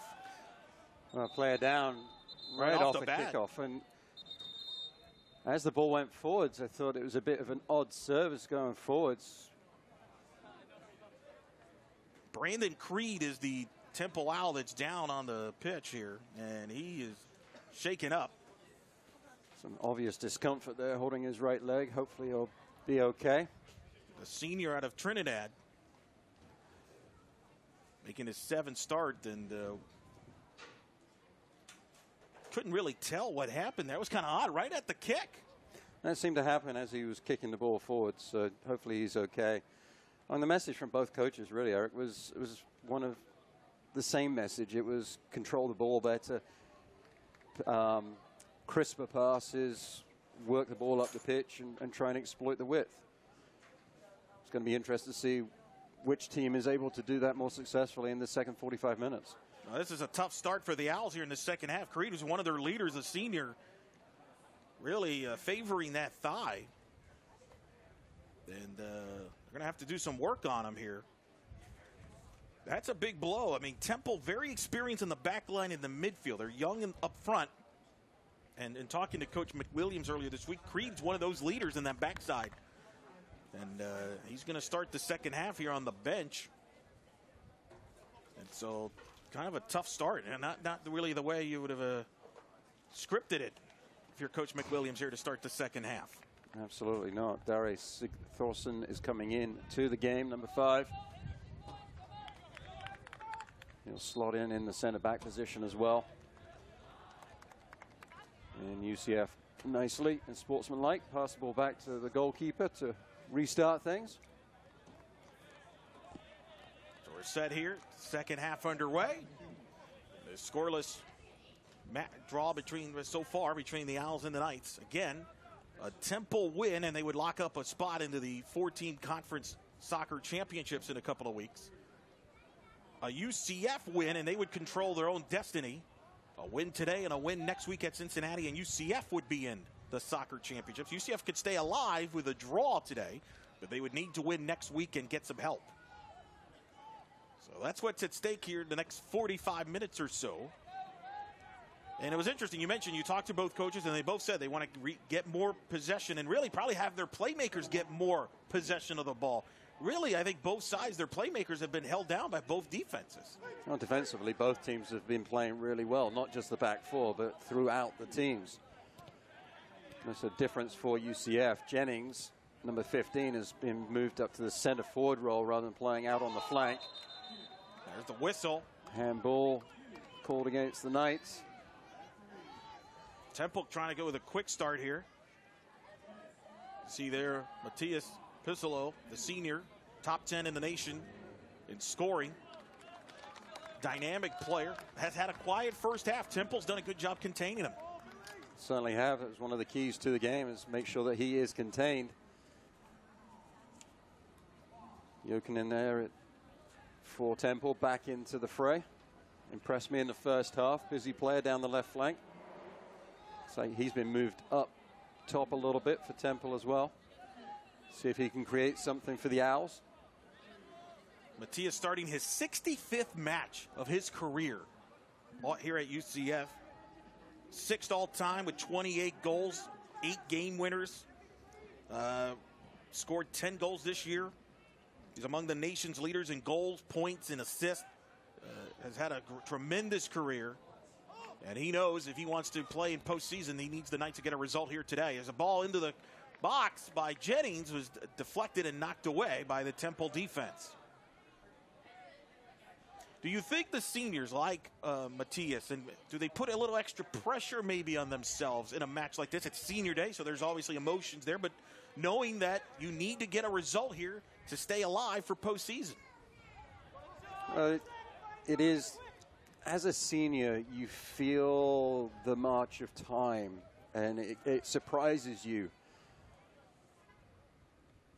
And as the season begins, you feel that urgency as you know that your career at the school of your choice is winding down. And obviously, with each game, the final moment comes ever closer, so that urgency gets even more in the back of your mind. Ball goes out of bounds. UCF regains possession. 5 minutes in here to underway in the second half. I noted that UCF have put Jennings up top for Temple. Camacho Soto has not started the second half, so that is a difference. Really was not in factor in the first half, too. So we don't know if something's wrong with him or they just was just kind of taken out of the game completely. Candy has been more of a factor, Tebow, but that's going to put more pressure on him if Soto does not return. We don't know. They might just be giving him a break, but. Well, it's just a tactical change as far as that's concerned, I believe. And you're putting a different player up top in Jokinen. Gives Temple a little bit of a different look. Well, and Jokinen had a really good first half. Really was a spark. Had a couple of opportunities for the Owls. As now the Knights looking for the opportunity. Pass up the middle. The shot and a score! A goal for the Knights. They take the lead. 5 minutes into the second half. Just like that. In a match they need, UCF takes the lead early. What a set and what a setup here. You only hope to contain him. It's that man, the senior, Pasalas with the goal. Great incisive run. Straight ball up the pitch. Diagonal run from Salas, the senior. And with aplomb, he puts it in the back of the net with his right foot. Goalkeeper, no chance. Matias Pisolo with his 11th goal this season, his 29th of his career. And a great set there, though. How about the pass, though? Perfect, right on the button to set up the goal. And UCF strikes first and takes a 1-0 lead here in the second half. What a play. That was a beautifully worked goal. Well, I guess that was Matias's way of telling the broadcaster, I'm not nervous, I'm not putting any extra pressure on me, just be quiet. He's just doing what he does. More specifically to me, who made the comment about it. What a player and what a time. And what a set. And that was Joni Sorokin with the great set there. Well, when Sorokin picked up the ball, he just put his head down and took space into the attacking third. Then calmly got his head up, saw where the run was coming from, saw where the passing lane was, and exploited it beautifully. The assist was fantastic. The goal, even better. Joni Sorokin on the assist with freshman out of Israel. Really is the guy in the midfield that can kind of calm things down for UCF. Is now Temple trying to respond with a free kick of their own here. And now with this goal, you might see maybe this match open up a little bit more as Temple looking for the equalizer. Kick through, deflected, knocked away by UCF defender and out of bounds. I like the service, driven in hard and low. It's difficult to deal with. Gets the second set piece on the corner kick. Tebow now with the ball. Gets it knocked away. And again, ball out of bounds. Ball over to UCF. Do you think now that we've got a goal, does this open the matchup? Because Temple's probably going to want to be more aggressive, and that could create some counter opportunities now for the Knights after such a really more of a defensive first 50 minutes or so. Absolutely does. Temple have to come out and play now and take some risks going forward. Send those outside backs into the attack. Try and get some width. Trying to spread that back line of the Knights out so that the passing lanes then start to open up. On the flip side, the question is, do the Knights try and hold their defensive shape and be a little bit more conservative? Try and hang on to the 1-0 lead that they possess. Temple going deep. And the ball knocked away, but Temple gets it back, trying to create an opportunity here into the box. But the ball harmlessly goes to Rosenberg. Jokinen to the ground there, slow to get up. Referee stops the play. Ball on the foot of UCF goalkeeper Rosenberg. And that got Camacho, Alan Camacho Soto, to get up from the bench, so that could bring him in here. possibly as an option at some point, or he's starting to warm up. So you mentioned it, kind of a tactical, but now that you're behind, you need your firepower and got to bring in your freshman back in here to help them out and try to equalize this if you're Temple. Probably too early to make any other tactical changes at this juncture, but it wouldn't surprise me that Camacho Soto came onto the pitch and have more 3 attacking players, maybe take a player out of the back line. But I'd expect that if the scoreline stays the same with probably about 15 to 10 minutes left to go in the second half. Now Jennings looking to get to control the ball, but Temple kicks it out of bounds, and UCF will have a hand toss here. They go quick. Good defense there from Lozolo to get the ball, be strong on the challenge.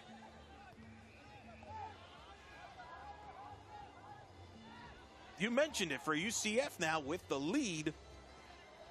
I don't think you want to be in a situation where you want to necessarily sit on it. Still early in the second half, and you've got the momentum here. You've thrown the first punch. And Coach Calabrese likes to just keep attacking.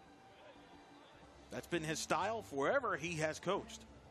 Well, if you have the possession and you're in your attacking half, the ball's as far away from your goal as possible. Yep. Why not just keep on keeping on? And as long as you play sensibly at the back and don't take too many risks, you can always send players forward and try and get the attack going. Foul at the halfway line, set piece on the free kick for UCF. And again, it's been the story all match, but Thibaut Candia, their firepower offensive player for Temple, every time he's near the ball, there's usually 2 UCF players right with him. And that was the case again there. And the Knights with a 1-0 lead over Temple here in the second half in this pivotal match. Glad you could join us wherever you're tuning in on the American Digital Network. Eric Lopez alongside Matt Stubbington.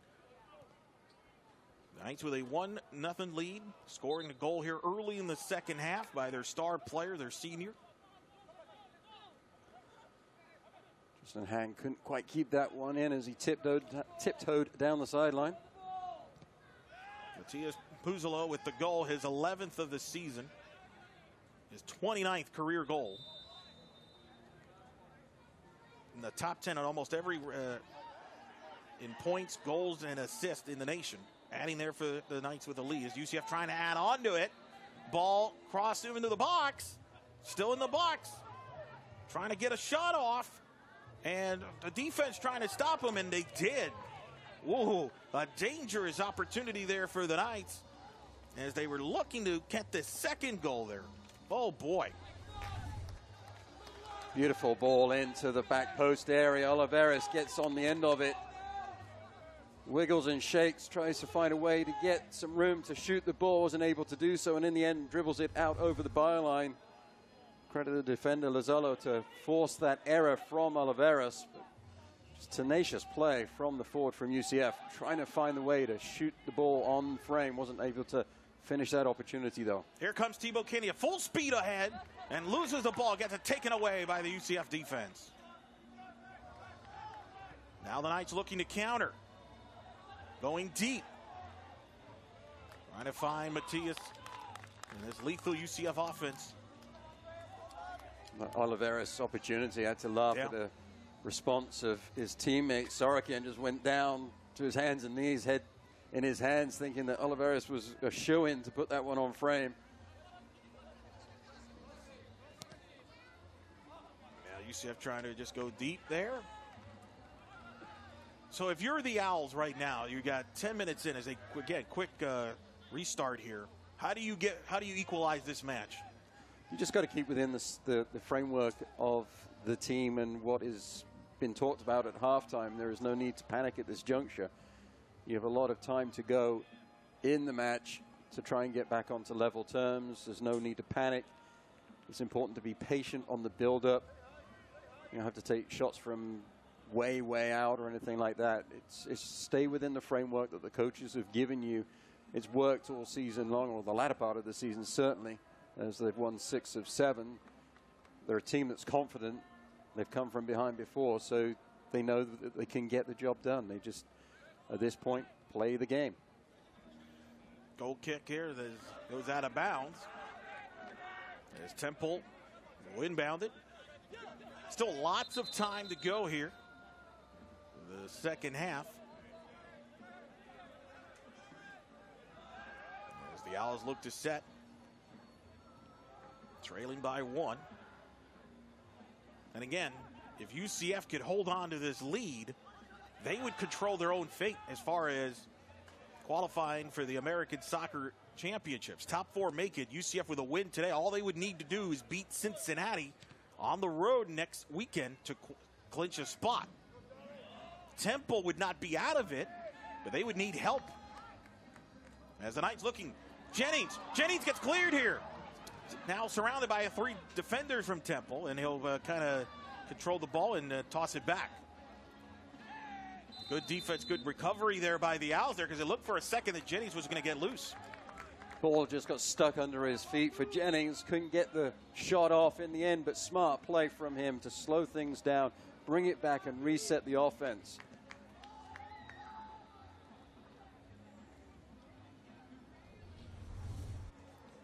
Again, driving at the back line. Ball played through. Misplay in the back by Temple defenders. But Jennings couldn't find the angle on the shot. The ball just getting stuck underneath him. Now the Knights.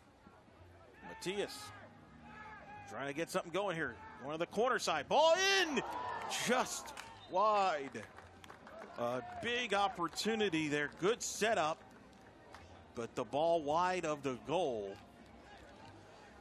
Fantastic incisive run from Pacello on the near sideline.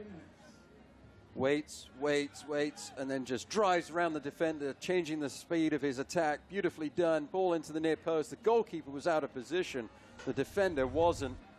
He didn't get the number of the player. I'd love to give him credit, but he puts the ball out for the corner kick. Fantastic defensive play. Now the corner, and the header goes above the goal. So Knights threatening here. And they'll get another opportunity here as the ball is headed out by Temple. Knights here, you get the feeling they're trying to add on here. They maybe smell a little blood here. See what they could do here on this piece. This time, though, Temple kind of clears it for the moment, but UCF regains possession.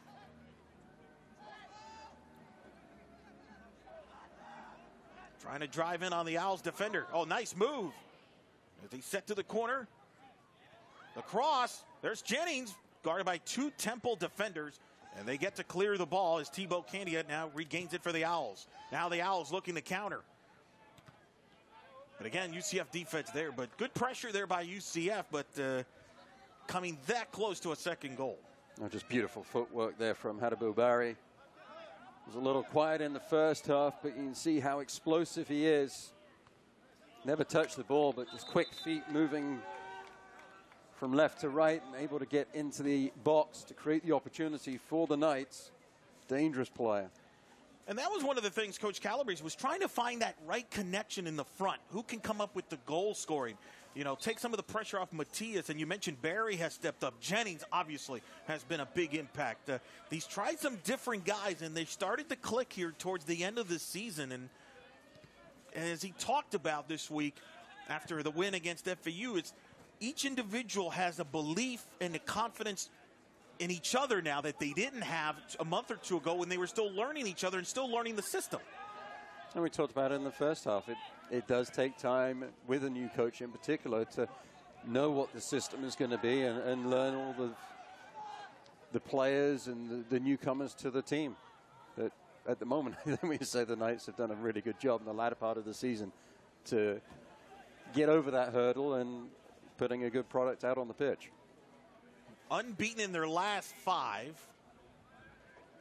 They've won 3 in a row, including knocking off UConn last Saturday night. A UConn team that I've seen up close in person a couple weeks ago when they beat USF in Tampa. This was a UConn team that hadn't given up a goal in conference play up until last week and had 8 shutouts all year. One of the best defenses in the country is Temple trying to respond here. But UCF defense right there trying to clear, but they didn't. Thibaut Candia gets the ball. Now he's trying to set it up. Nice dish there. And near the box. And the shot just wide.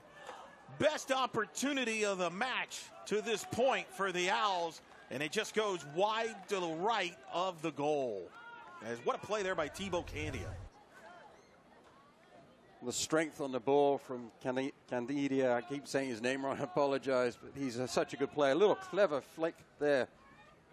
And the ball just goes wide on the left-footed shot. Moments before that, there was a great defensive play in the back line. I think it was Andreas Steineiger for UCF. He calmly wins the ball on the tackle, but his pass out was also too calm and ended up with the turnover right at the beginning of the attacking third for Temple, which led to that opportunity for Tebow. I think I'm just going to go with his first name, Tebow. You're quite familiar with that name, Tebow, from your area in Gainesville there. Tebow Candy, a sophomore from France, 6 goals on the season. Really the future bright for the Owls with him and Camacho Soto, as we talked about in the first half. That was one of the big questions in Temple this season coming into the year, was where was the goal scoring going to come after the graduation from Jorge Gomez Sanchez, who had scored, I believe, 27 goals the previous 2 seasons combined. They needed guys to step up, and you had guys like Tebow and Camacho have done that. More balanced offense for the Owls this season that Coach McWilliams has been very happy there, and you saw how dangerous Tebow can be right there. Didn't have a lot of room, but he created the best opportunity of the day for the Owls there, and it was really inches away from even the matchup. That was a very good attack from the Owls. Zach Brown, it was him with the clever little back heel that sprang Tebow into the box for the shooting opportunity. Great to see these players and the imagination, the flair they have, and the skills that they have also to execute what they're thinking about. Now UCF with possession here, with a 1-0 lead on the score of the goal here early in the second half from Matias Pisolo, the senior from Finland. You see Coach Calabrese really adamant. I don't think he was happy there with the formation there or something that's going on there. Make sure the guys are communicating. You see he's got his hands up. Very fiery coach. Been successful. And we had Coach Sahedek on at the half. Of course, Coach Sahedek. He's coached in women's professional soccer. He's coached all over the place. He's coached here in the state, and he's familiar with the state, obviously coming over from FIU down in South Florida. And now taking over this UCF program in his first season and really leading him on the right track, knowing that they could hold on here. They got a chance, and he's led by this superstar, Matias, who tries to set the ball to, it was knocked away out of bounds. It'll be a corner for the Knights. And again, Matias coming alive here in the second half. He is coming alive. Timed his run beautifully down the flank on the near sideline. Dari Sigurðsson coming across beautifully as well, defensively for Temple. He will take the corner kick here. See what he can come up with. He raises his hand up. And the kick through the box. Temple defenders there having a little trouble clearing it. Now they do, but UCF then kicks it out of bounds. And it'll be a goal kick for the Owls. Better choice would be to settle the ball down, pass it out wide. You have your player, the corner kick taker, Salo out there out wide. As Temple make a change, and Camacho Soto is back into the action. Jukkonen is onto the bench. Another couple of changes for Coach McWilliams as well. Soto, second on the team with 5 goals. Reigning Rookie of the Week in the conference. Will be certainly in the conversation for Rookie of the Year in the league. He is coming in here to add some offense for the Owls, trailing by 1. But UCF now trying to get something going, but Temple clears it. So you're seeing the wheels in motion here by both coaches here. Temple making the moves. We'll see how Coach Calabrese reacts to the moves made by McWilliams here. As Matias with a nice ball towards the left side here. And a bit of a slip there. The ball goes out of bounds. Didn't really materialize like they would have liked there. Maybe the slippage there didn't get on it, but UCF does maintain possession. Interestingly, Jennings is actually on the bench for UCF. Calabrese has gone to the bench and making some changes. He's used a lot of guys this season, so he's not shy to go to the bench. Partly to maybe give Jennings a breather, maybe get some of his better defenders in there with the lead here. As now the Knights, though, they're not thinking defensive, they're thinking offensive.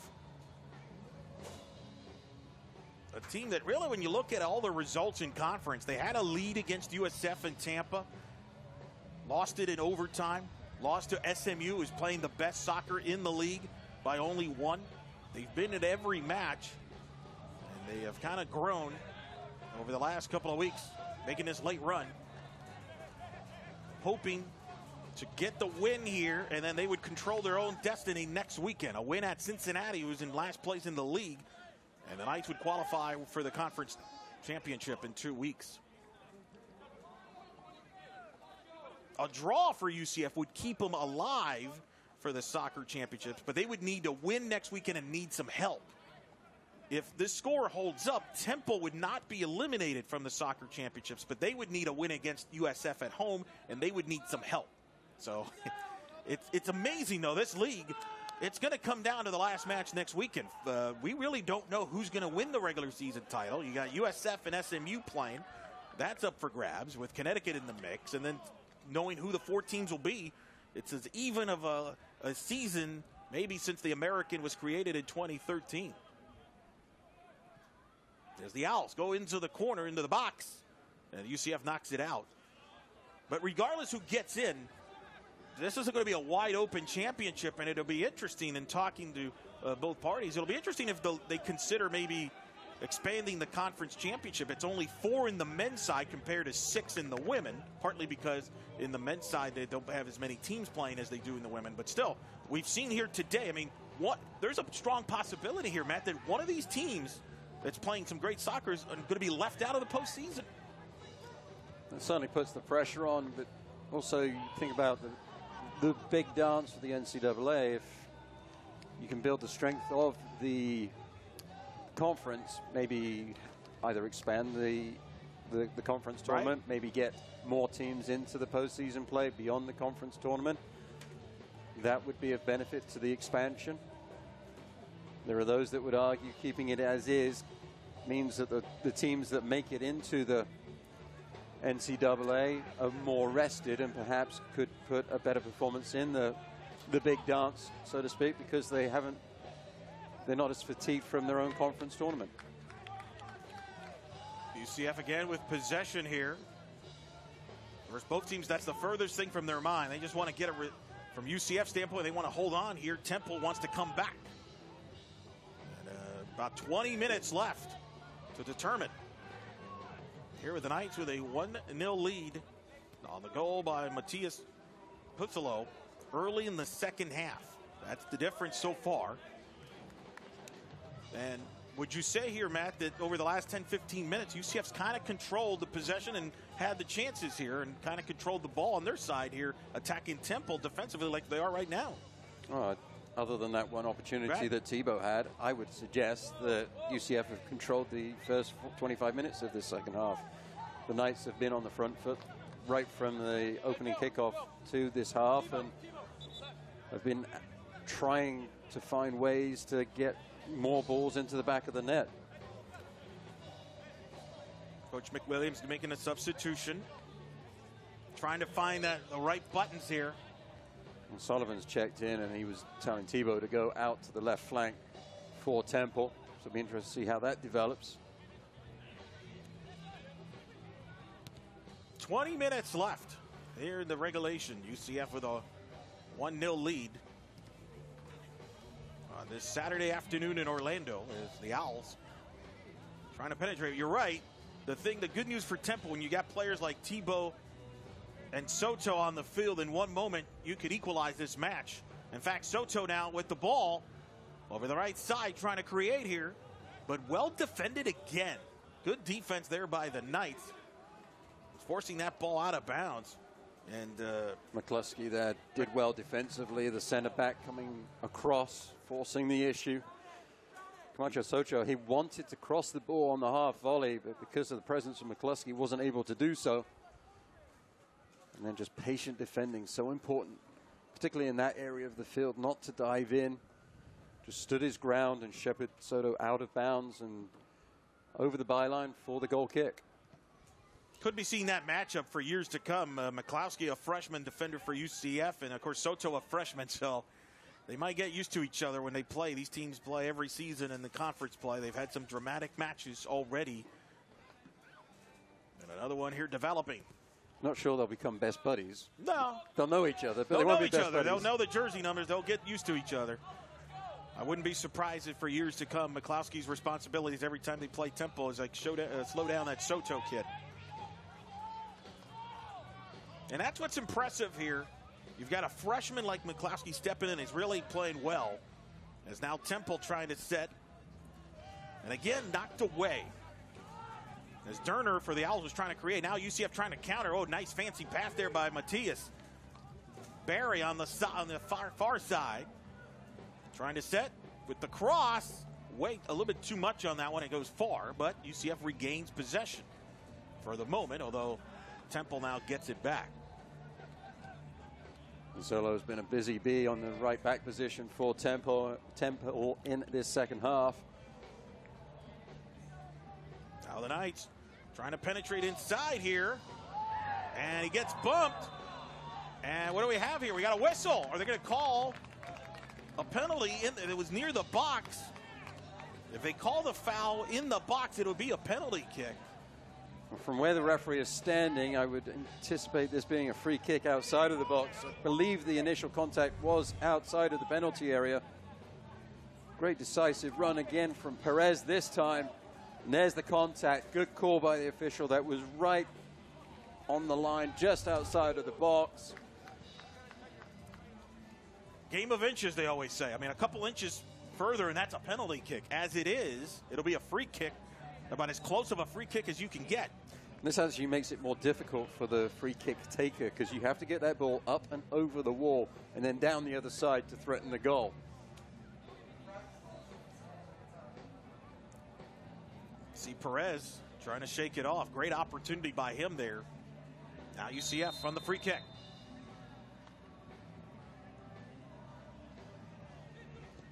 And the ball blocks it, like you said, but see if Barry regains possession. Tough spot there. It's one of those rare occasions where the free kick doesn't really help you as much. Not sure if they would have been better off to just reset. As a whistle. Salas there was the free kick. Tried to bend it around the wall rather than going over the top. The ball did its job. Now Camacho Soto being guarded with two UCF defenders greeting him, including their McCloskey among them, and ball out of bounds. Waitman as well. Yeah. He's done a good job, the left fullback for UCF. Taking away a couple of give and goes that have been attempted by Temple. They try to set up Soto on the corner, but again, which has been the story for most of this match, UCF, there's been a defender for UCF all over the place. Steingerger, the junior from Norway, was there that time. What are you looking for here as we're getting approached to down to the last 15 minutes here for both sides? Well, UCF just need to make sure that they stay positive. It's so easy when you have the lead. You get a little bit tentative, put both hands on the steering wheel and trying to get yourself home. Sometimes it's better just to turn the radio up and put your foot down a little bit and get on and drive. If they sit too far back, that's inviting the pressure from Temple, and that creates the opportunities for the Owls and adds to the pressure for UCF. What a fantastic tackle on that far sideline there. Wins the ball cleanly. I think that was McCloskey on the tackle. Been very impressed with the UCF defenders on the back line today. They've been razor sharp. You mentioned Temple had that one opportunity with Tebow Candian. That's been it to this point. Now Soto, though, trying to create. The freshman with the ball or the box, looks for Tebow, and Candia can't get a shot off. Again, UCF defense there. Now the Knights looking to counter.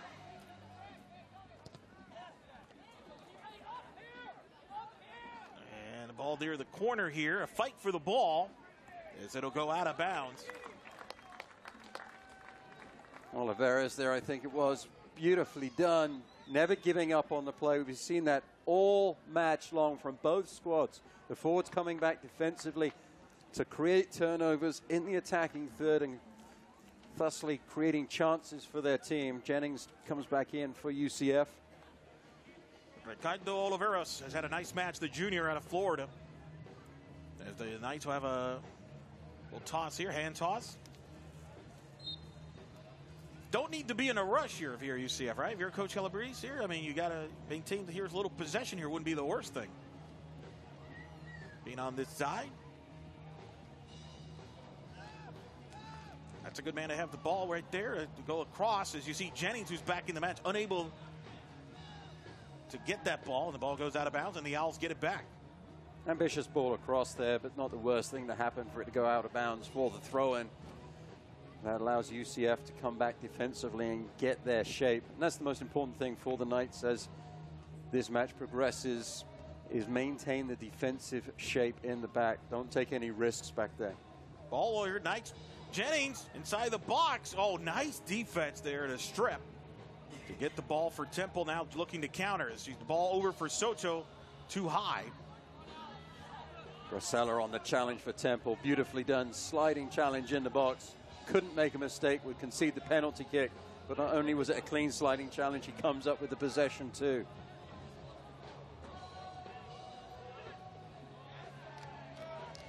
Ball goes out of bounds. See what Temple can come up with here as we're nearing the 80th minute mark of this match. It's about this time in the game, I would imagine that Coach McWilliams would be thinking about throwing more players forwards, maybe taking somebody from the back line. Rosenberg there, the goalie, trying to throw. The ball gets taken away here. Look out, an opportunity here for the Owls. Trying to get loose as Soto. The shot is blocked. Temple now resets with the ball into the box, and now UCF regains possession. But boy, that was a little dangerous. That was, I don't think Coach Calabrese was thrilled there with the ball handling there. That's got to be a little sharper if you're UCF defensively there. Absolutely. Moreno there with the ball across the box to Soto. He was in an onside position because of the angle of the pass. A deep ball here. Oh, the goalie's off the net, but Temple, fortunately, there had defensive players right back there. That could have been disastrous for the Owls. As Semic got far away from the goal, UCF putting pressure on him to force the issue. A little hard-in-mouth moment there for the coaching staff, I can tell you that. You come out as a goalkeeper, you have to make sure that you get to the ball. Semic was never going to get there. Credit the back line. They came in behind the goalkeeper, as you're supposed to do, and were able to spare his blushes as they came away from with the ball. Ricardo Oliveros among the UCF players putting pressure there. And that would have been disastrous for the Owls, as it is. Now the Owls with the ball, trying to create. Working from the right side. Ball up the middle. Looking to get clear. Looking to get a shot off. Camacho Soto has again the shot blocked. Then again the ball goes out of bounds. Earns the corner kick, though. Good opportunity here for the Owls, looking to find some life as the young freshman, Alan Camacho Soto, is coming to life here in the last 5-10 minutes. McCluskey then Steinager standing strong defensively.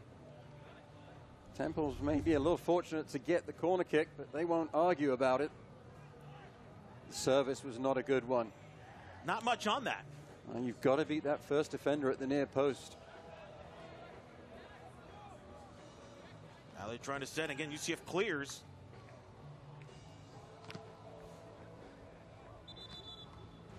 Now the ball goes out. But the Owls here with a little momentum. Looking for the equalizer. Inbounding the ball. Try to see what they could set. And again, they go cross, but that one goes way out of bounds, and UCF will have the UCF goal kick. Not really big opportunity there. That was not looked organized. And the Knights will have a goal kick here.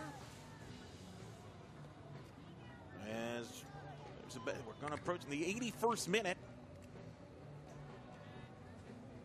Knights still with a 1-0 lead on the Matias Pusalo goal. early in the second half. That's been the scoring so far.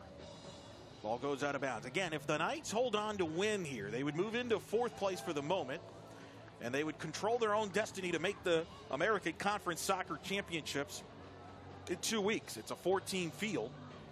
All UCF would need to do if they hold on to win here is get a win against Cincinnati, and they would lock it up.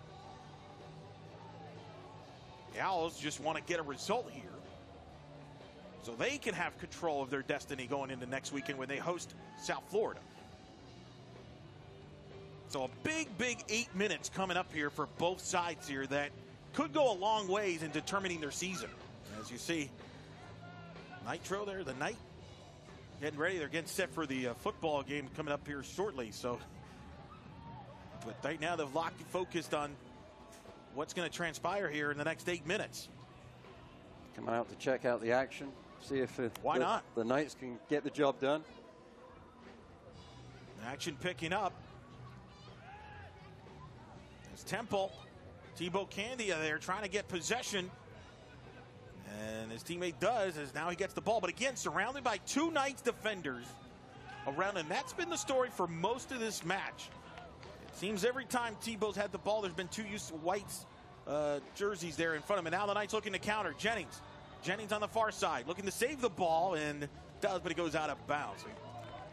But again, you said it, not the worst thing because that's on the far side. So Temple has to kind of now throw it in from the farthest part of the pitch. And UCF's going to put some pressure on him here. Try and put a little bit of pressure, maybe create the turnover in the attacking third for the Knights. On that attack, Waitman went forwards, and interestingly, the midfielder for UCF, Max Steigwald, stayed back and filled in at the left back position. So the Knights are trying to keep that integral four-person back line intact as this match winds down. Now the Owls throw into the box, cleared again. As Temple. You know they're going to depend on Thibaut Candia and Soto here down the stretch. But now UCF Jennings looking for the backbreaker for the Knights. Passes it to Matias. Knights wanted a call, and it looks like they are going to get it as Jennings got tripped up. And that's a yellow card has been called as Jennings is still down. No doubt that was a foul, but that was also smart play from the senior Pasalos because he basically jogged after that ball a little bit. Great decisive run from Jennings. We've seen that 3 or 4 times in the second half from the Knights from different players. You could see the senior Pasalos there. He just didn't go after that ball with a full head of steam. If he had done so, the referee might have been a little bit looking at to see whether there was the advantage to be played and then not given the free kick. As it is, this is a great position. We'll see what Matias does here. It looks like he'll take the free kick. A little bit further out than his first opportunity off of the set piece in this second half. And the whistle blows to return to play. Here's the kick against the wall and then deflected. Still battling for the ball here. Good battle. And the ball will go right near the corner. Clock still running. Keep that in mind. And the ball goes over to Temple. They go to a quick restart because they know time's running out. Soto. Well, the free kick was a little bit further out, but the result was the same. The Temple wall stood strong. Now Temple looking for the equalizer. Under 6 to go. Looked like Jennings pulled him there, and that's the call, I believe, there. A little bit of a pull. And now they're going to call the yellow on Jennings. You think that was a little retaliation for what transpired here a couple minutes ago? No, that was just a good foul there from Jennings. He realized that defensively his team did not have good shape. So he wanted to slow things down, put the arm on the shoulder. Realizes that the counterattack is on. Just leans on Derner. It's a dangerous place for the free kick. It's a little bit central on the park, so it's not the best area for the service for Temple. But you could just see there Jennings realizing that UCF didn't have the defensive shape that they wanted, and he just decided to slow things down. Here's the free kick. The ball is up high. An opportunity there for Temple was there, and the ball was kicked too high, too much on it. Clever service in off of the set piece. Group of players. Grosselis first on the run into the near post area, and furious that his left-footed effort went over the crossbar. Couldn't have asked for a better free kick than that. No, it was a beautifully played service.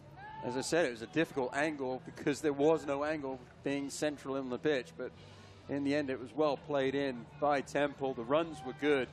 Unfortunately, the centre back for Temple ended up with a defensive clearance for UCF. That could be one that they'll be thinking about on the flight back if they don't come back. Tremendous set. And now, as we're under 5 to go, UCF trying to hold on. And Temple, at least if you're the Owls, you're thinking you've got some momentum here the last couple minutes. You forced the action a little bit. And UCF trying to hold on and get this huge result. But the Owls coming with a fury. It's been a match that's lived up to what we thought it would be, with all the ramifications for both of these teams. Two of the hottest teams in the American Conference. UCF unbeaten in their last 5 matches. Temple winners of 6 of their last 7. Both fighting to qualify for the American Soccer Championships. And whoever wins this match takes a big step into doing that. If Temple were to come back and win this match, they would lock up a spot. If UCF wins, they would control their destiny going into Cincinnati next weekend. And these next 4 minutes could tell a big part of both teams' future for the rest of the season here. And you got to believe Temple's going to go all out here, Matt. Throw everything but the kitchen sink, as they say. They might even throw the kitchen sink in as well. And that should create maybe opportunities for the Knights if they choose to counter and maybe control possession at this point. But they can't there as they throw it away, and there's a turnover, and here come the Owls, but they can't control it. And sometimes when you're behind, you're thinking about what to do near the goal before you even have control of the ball, and it looked like that's what happened there with Temple. Yeah, you're looking at the end zone before you've caught the ball, so to speak. UCF goes with the deep ball. Simic is there for the Owls. He'll quickly toss it here. Temple now maybe with 1 or 2 more opportunities here in regulation. And UCF just need to be careful that they don't get too flat defensively and invite the pressure. There's Thibaut Candia. And a tackle there. The ball goes out of bounds. And Thibaut's favoring his foot. Thibaut Candia is down. Waitman on the challenge, caught Thibaut with the trailing leg on the slide tackle. There'll be a corner kick to Temple. So it creates this opportunity, but the bigger concern is he going to be okay here? Because they're going to need him here on this play. Certainly they would want to have him on the pitch for the last moments of this game, but more importantly, they want him to be fit for next week. He's up on his feet under his own steam. Great challenge there. You can see the trailing leg on the slide. Catches Thibaut as he goes to the ground. So here comes the Owls on the corner. The set, and the Knights clear it. Under 3 minutes left. Big clear there for UCF defensively now as the Al Simic playing deep here, trying to put some pressure. Set up the Owls offense. But Temple kicks it out of bounds there. Important for the Knights. I keep talking about dropping back too far defensively, getting flat defensively. They need to make sure that they don't do that. Because then when they clear the ball, it then becomes essentially a 3-and-out, 4-and-out, punt the ball situation, and you're just inviting the other team to come at you with a full head of steam. Now, UCF to inbound the ball here, about 2.5 to go in regulation. Owls looking for one last opportunity here, trying to equalize it. UCF trying to hold on and get a big result and a big step. And they're trying to be in position to qualify for the American Soccer Championships. Matias Pizzolo with the goal early in the second half is the difference so far. As we're now about 2 minutes left. And And the Owls right now is just having a hard time getting the ball out of their own zone here. Exactly what you want to see. Coach Calabrese will be very happy that the Knights seem to be on the front foot, closing the half, finishing the game as he would want. UCF with the possession now, the whistle, and a yellow on UCF, and the yellow card's coming out frequently here down the stretch. Temple going with a quick restart here. They know time's running out. He's got 1:40 to go. No, they can't go with too quick of a restart because the referee has to put the name in his notebook.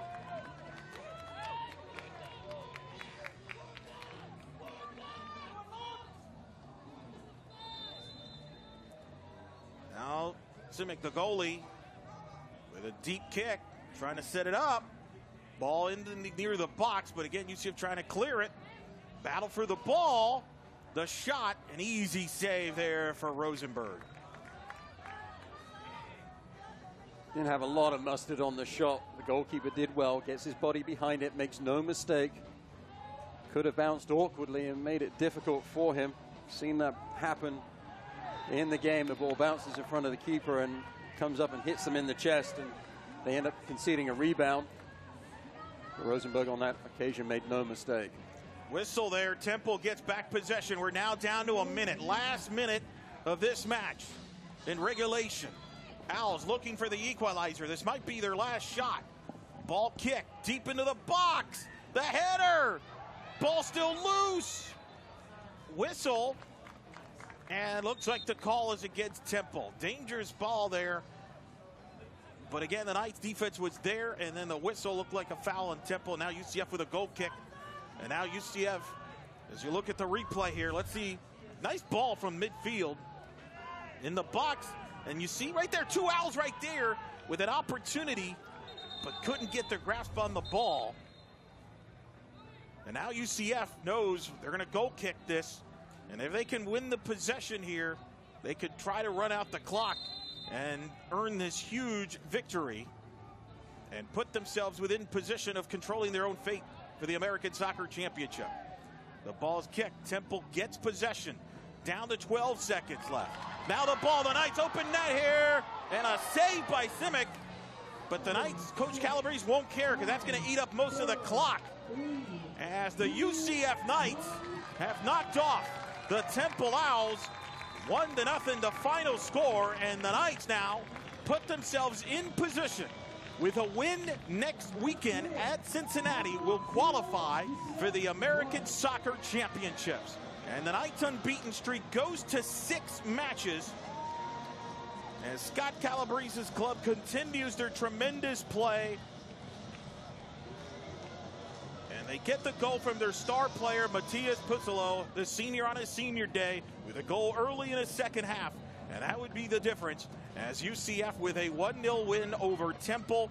Temple's 3-match win streak is over. They dropped to 8-7-1 on the season. Knights 6-5 to 6-5 on the season, and big win for the Knights.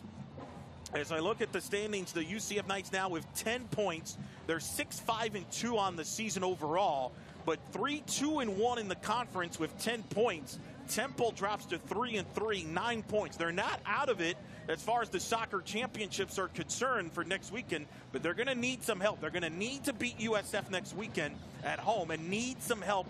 Probably needs UCF to lose at Cincinnati, or maybe have USF lose today to SMU and then lose, and then Temple can control that by beating USF in what could turn into a knockout game. And as for the Knights, a huge win for Coach Calabrese, and this ball club is growing by the day, and they now will know they control it. They don't need any other help. If they get a win next weekend at Cincinnati against the last place team, Coach Calabrese and the Knights will be part of the 4-team soccer championship in 2 weeks. What a job by Coach Calabrese. What a turnaround. We'll hope to be joined by Coach Calabrese and Matthias Pucelo here at the post-match as Matt Stubbington has gone down on the pitch. But what a match. This was a defensive first half.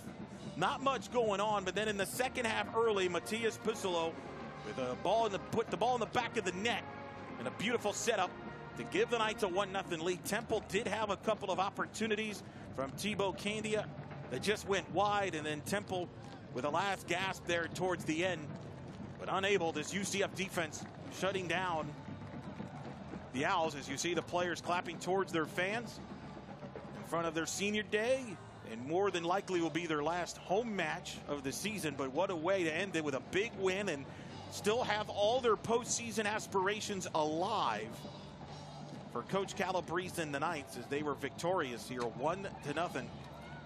Matthias Pussolo once again showing why he was the preseason player of the year. He's going to be an All-American candidate, could be a player of the year candidate, top 10 in the country in goals, assists, and points, and scoring maybe one of the biggest goals of his career when you think about it. I mean, the Knights needed to get the result today, and by getting this win, he has a chance to extend his career beyond next weekend. That's how significant that is.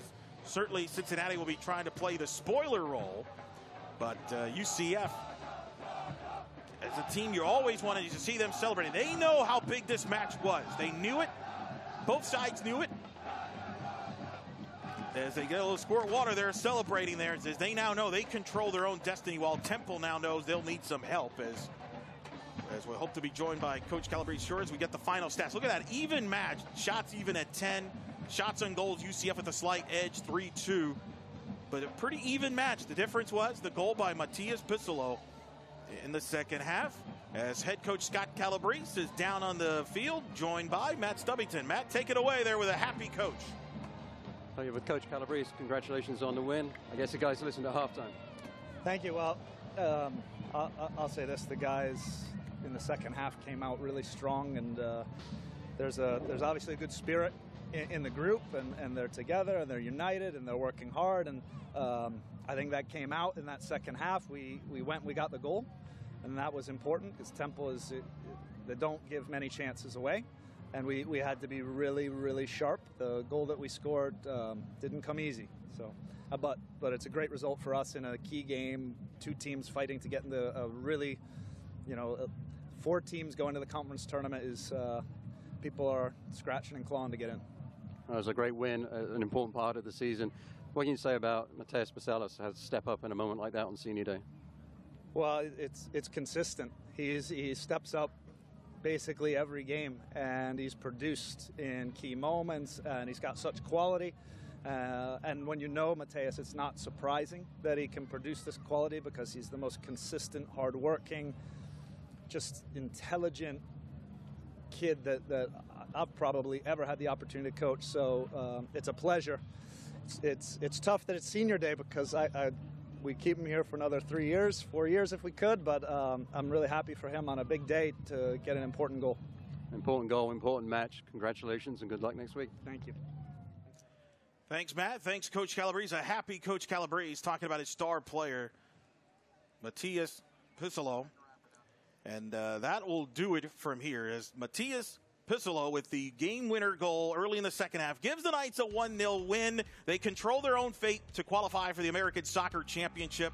As they, with a win next weekend against Cincinnati, they would qualify for the Soccer Championships. Thanks to our great crew at the American Digital Network, Drew Finson and the great guys in the truck, as well as thanks to Matt Stubbington for a great job working with us. And, of course, thanks to Tiffany Roberts-Sahedic for joining us at halftime. Final score here from Orlando.